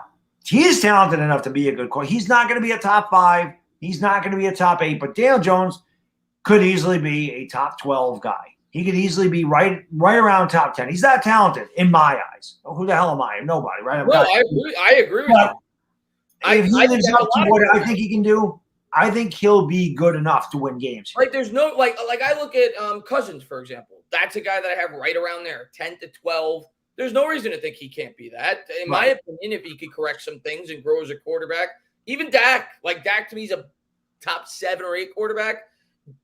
Dak's had an ideal circumstance, right? And I'm not Dak's very good, but could Jones, does he have enough talent? If he corrected some things in his game, and that's probably like his ceiling, like the top 8, 9 quarterbacks in the league. I do see some talent in Daniel Jones, but he's got to work and grow this year. And we'll see. Daniel Jones, the elite quarterbacks are great even when the stuff around him is not good. Deshaun Watson's an elite quarterback. Okay, I mean he had a terrible team there. He had the best season he ever had. They lost a lot of games. It wasn't his fault. He did great. Russell Wilson's that guy. Never had a great offensive line. Never had great wide receivers. He had good wide receivers. He never had a superstar. Aaron Rodgers, same thing. A lot of times Aaron Rodgers running for his life. Now, Aaron Rodgers is a great regular season quarterback. Personally, I think Aaron Rodgers is overrated. I've said that for years. But he is very talented. He doesn't win the big one.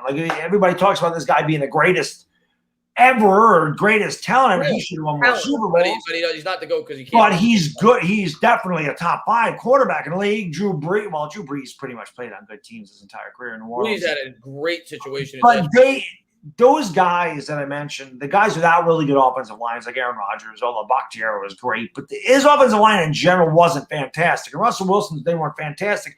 Those guys succeed because they're elite quarterbacks. Daniel Jones can't succeed with that. he needs pieces around him to succeed. Just like Dak Prescott. If Dak Prescott, I say this all the time, if Dak Prescott was a Giant, he would suck. Yep. He would suck on the Giants. He would not be good. Okay? Yep. So the situation has something to do with it. Dak is in an ideal spot. And if Jones gets those kind of pieces around him, I think that he could. I said he'd be better than Dak Prescott, that he could be better, and I do believe that he can. Well, actually, I don't know. I mean, Dak's better than I thought he'd be. I got to give him credit on it. He's better Dak's than I thought he'd be. Stats, but I by no means am I setting those expectations. Dak's a top 10 quarterback. There's no denying it. But if he was put in an ideal circumstance and things clicked, I think he's got enough talent to be in like you said, a top 8 to 10 quarterback. I think that's where that's his ceiling. That's what he could reach. With ideal situation around him, with the optimal position players around him, yes. Yeah. And we'll see if he can do it this year. Charles Barkley, man, thank you very much. Can't wait for the roundtable 6-0 this year. I don't know what he means 6-0 in terms of what. Maybe starting off 6-0. Oh, I hope so. That'd be nice. I would take 1-0. Yeah. And we haven't been over 500 since 2016. I take 1-0 at any time. And we'll be getting the roundtables soon, I'm sure. Benjamin, thank you very much. I understand Rodgers is probably the most talented quarterback in our generation, but he's only won one Super Bowl. And look at the team he has the last 10 years. He's overrated. You're better off drafting a franchise quarterback than trading for Rodgers. I mean, if you like the quarterback, I'm in complete. If I don't care who the quarterback is. I don't care if the quarterback's Tom Brady at his age that he's at now. If you are in a situation to draft a quarterback that you think could be a franchise quarterback, that's always the best answer. Because you pay him a fraction of the cost of what you're going to be paying Aaron Rodgers. You don't have to give up draft capital, and you can build a team for the next 15 years around the guy. So drafting the quarterback is always the ideal circumstance. I don't care if it's Aaron Rodgers. I don't care who it is. Maybe short-term for a year or two, it's the better situation for you to have an opportunity to win a Super Bowl. But the Giants aren't going to have that team, in my opinion at least, if you had Aaron Rodgers to win a Super Bowl, unless this offensive line really shows out. And if the offensive line really shows out, I think Daniel Jones will be fine. So I that's just my opinion on it, Benjamin. So I always think it's the better approach to draft if you like a quarterback. Yes, agreed. And Simon, thank you very much. You all notice how much a good tight end improves the run game. Well, yeah, of course. And hopefully Rudolph does that for us this year. But yeah, of course, if you have a good blocking tight end or a threat in the passing game, that's always going to help the run game. No denying that. We're going to have a good tight end this year, Simon. He's going to be good. Rudolph is a really good pickup for the Giants, as long as he can stay on the field. No, I'm talking about Engram. Well, Engram, too. Yeah, they'll both be good. I think they'll both be good. NY Giants 26, man. Baddog, how's Rattler? I like Oklahoma's cornerbacks, too. Rattler's going to, like I said earlier, he's going to be in the Heisman Trophy running, no doubt about it. Oklahoma should roll through the Big 12. There's nobody close to them as far as talent goes. So I think he'll have a big year. I think he's definitely better than Jalen Hurts. There's no doubt about that. I also think that he'll be better than Sam Bradford. I don't know if he'll be as good as Kyler Murray because I still believe Kyler Murray was the most talented guy to come out of Oklahoma. Baker Mayfield, he could be around Baker, maybe a little better, maybe a little worse. But I think he's in that range. I still think Kyler Murray is going to be an absolute stud in this league, but I think that he'd be right around Baker Mayfield's talent level. So I think that that's definitely a possibility. Like I said, maybe a little above, maybe a little bit below, but he's closer to Baker than he is Kyler Murray. Yeah, I like Spencer Rattler. A lot of people like Rattler. He's good. Tudor says, we all Italian pro rugby players, unlike all American NFL players, don't wear pads and diapers for true battle. Tudor, man, thank you very much, man. I appreciate it. I keep seeing Rolly. He keeps writing ha excuses. I don't even know what I said. I'm just giving my opinion on things. Rolly just likes to go at me. I've come to that conclusion. I don't even think I made an excuse in anything I just said. I just said that I think Daniel Jones, if he's in a good situation, can be a good quarterback. I don't know if he's coming at me for that. That's not an excuse. Rolly's the man, but listen, we all likes to come at me. I get it. We all have our guys that come at us. It's just how it goes. But, rules of engagement, man. Rules of engagement. It is what it is. But I saw some guy in here. Say you're a loudmouth. I can't wait for Jones to prove you wrong. Doesn't listen to a goddamn thing I say, because if he did, he would know that I've said a number of times, I believe in Daniel Jones. Daniel Jones is talented. He's got to figure it out. That's pretty much it. And I believe he can be good. And yeah, I get pissed off when he doesn't because I think that he could be a good quarterback. So I'm hard on him for that reason. But again, that's just people they don't listen, they don't pay attention, they hear one thing and they just assume. That's the internet. It is what it is. I know people aren't – there's not a lot of sharp people out there at times. They hear what they want to hear. It is what it is. It's the rules of engagement on the internet. The funny thing is all these people with these opinions, I don't know where their channels are. I mean, you can always come out here, make a video, let us know how brilliant you are. Since you like to poke fun at, oh, you're wrong, you suck. Well, I mean, you can do what I do. If I'm that bad, go for it. Right? Yeah. And Simon, thank you very much. Concern, staying healthy, O-line, Jones's confidence. I mean, we've talked about it numerous times, but staying healthy is going to be a big factor for this team this year with all the potential injury-prone players and Jones and O-line. Those are the three biggest concerns. I agree. And we're going to close this out in a minute. I'm just going to read this from Benjamin. He says, thank you very much. Brandon Rodgers being a Seahawks fan really pisses me off. I respect the hell out of Wilson, but please trade him to the Eagles for Hurts. Put Hurts in Seattle, and they will stink up the division for years. Yeah, I mean, don't put him on Philadelphia. Give him to the Jets or something. Get him out of our conference. I don't want him in the NFC East, Benjamin. Just like you don't want him in the NFC West. Put him somewhere else. Put him in Detroit. Well, they can't put him in Detroit. Give him to the Jets. Yeah, not in our division. And Roldy, it's all in good fun, man. I like having friendly debates. You're a great supporter of mine and Bad Dogs. He says, Chris, it wouldn't be fun if hey, man. Roldy's the man. Roldy's my brother. Yeah, listen, man. I like conflicting opinions. I think it makes it more fun. Of course, as long as people are respectful. I say it all the time. But, and I'm looking forward to meeting Roldy and several other people, hopefully for the Giants-Eagles games if they can make it. But we are going to close this out, guys. Went a little bit later. You guys are incredibly generous. Thank you guys so much for everybody that showed up tonight, anybody that may have subscribed, anybody that hit the thumbs up. Like I said earlier, we're going to be on Bad Dog's channel Sunday, and we'll be on Bad Dog's channel for the next Giants show before doing week 1 over here, and then we'll be alternating channels for all the games throughout the year. And obviously that show before the first week is going to be a lot of fun. Really looking forward to that. Really looking forward to the first preseason game. I can't say thank you enough to everybody for all the support that you guys always show on both of our channels. Show wouldn't be anything without you guys. We say it all the time. I mean, never thought we'd be where we are today, and it's nothing without you guys. Super excited for that preseason game. Make sure you come by if you want to hang out. If not, just watch the game on your own. Going to get to see the starters for a full half. Get to see Daniel Jones and what he's working with this year, and I think that's what we're all really looking forward to. Well, we're not going to see what he's working with because you're right. We're going to have the offense ain't out there, but we'll get to look at the offensive line. That'll probably be the real thing we get to take away. The starting offensive line going up against the starting, hopefully, defensive line of the Patriots for a full half. That'll definitely be something I got my eyes glued to. Daniel Jones' performance, like you said, wrinkled down playbook, doesn't have his weapons. It's going to be really hard to judge him in that first preseason game. But regardless, it's going to be cool to see him out on the football field. Hopefully, he shows us some good throws, and we get excited to start the regular season. Definitely looking forward to seeing the offensive. Definitely looking forward to seeing what the offensive line can do. That's going to be very important this year. There's no doubt about it. Again, I'm not going to get too high or too low on the performance. You want these guys to come out and kill it. You'd love to see this offense go down, score a couple touchdowns early, and just drive down the field, convert third downs, do the things that they're supposed to do, and put up some points. And you'd love to see them do that. Finish with 6 instead of 3, and it'll be fun. It'll be fun to watch a team with their starters in for half because we haven't been able to watch the starters play at all the first 2 games. With that said, I'm ready for football. I know you guys and girls are too. We can sit here and discuss what the hell we think is going to happen and how this doesn't matter, and it really doesn't. But week 1, it's going to matter, and that's just a couple of weeks away. So it's going to be awesome. We know you guys and girls are the best supporters and subscribers on YouTube. Like Chris said, we wouldn't be anywhere without you guys, girls. It's amazing what this show has done. I would imagine in the regular season it'll only get bigger.